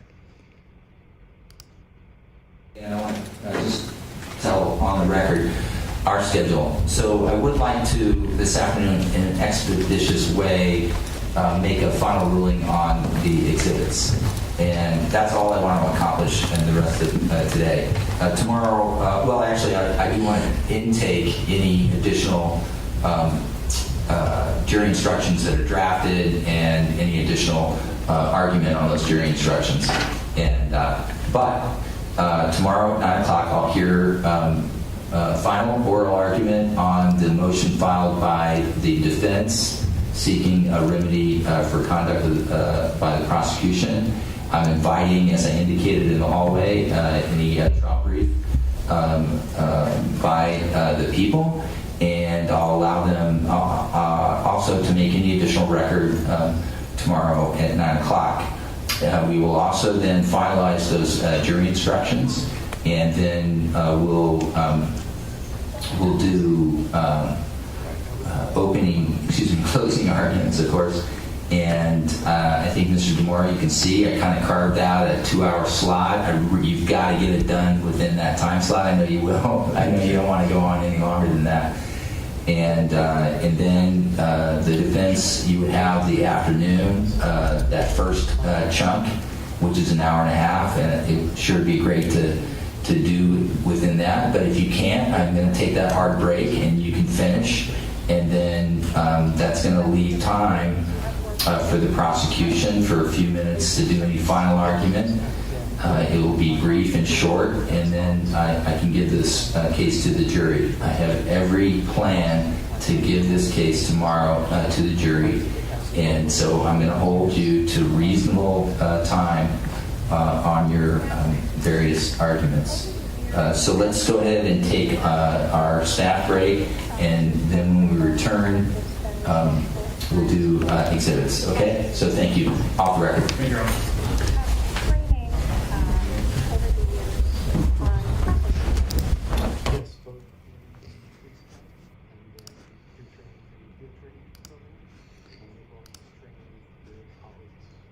All right. All right, guys. Thank you, Kate, so much for everything. You're bowing out. Have a wonderful evening. Really appreciate it.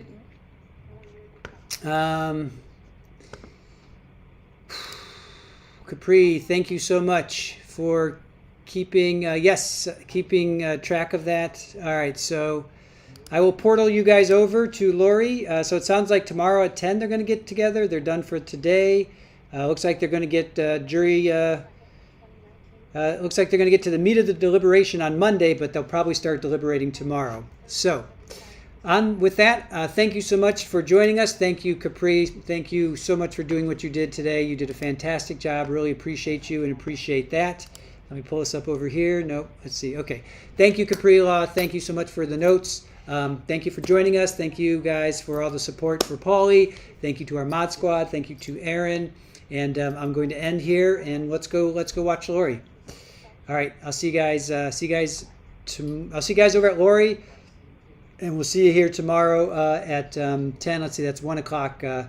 12:30 East Coast time. All right, bye guys. Thanks for watching.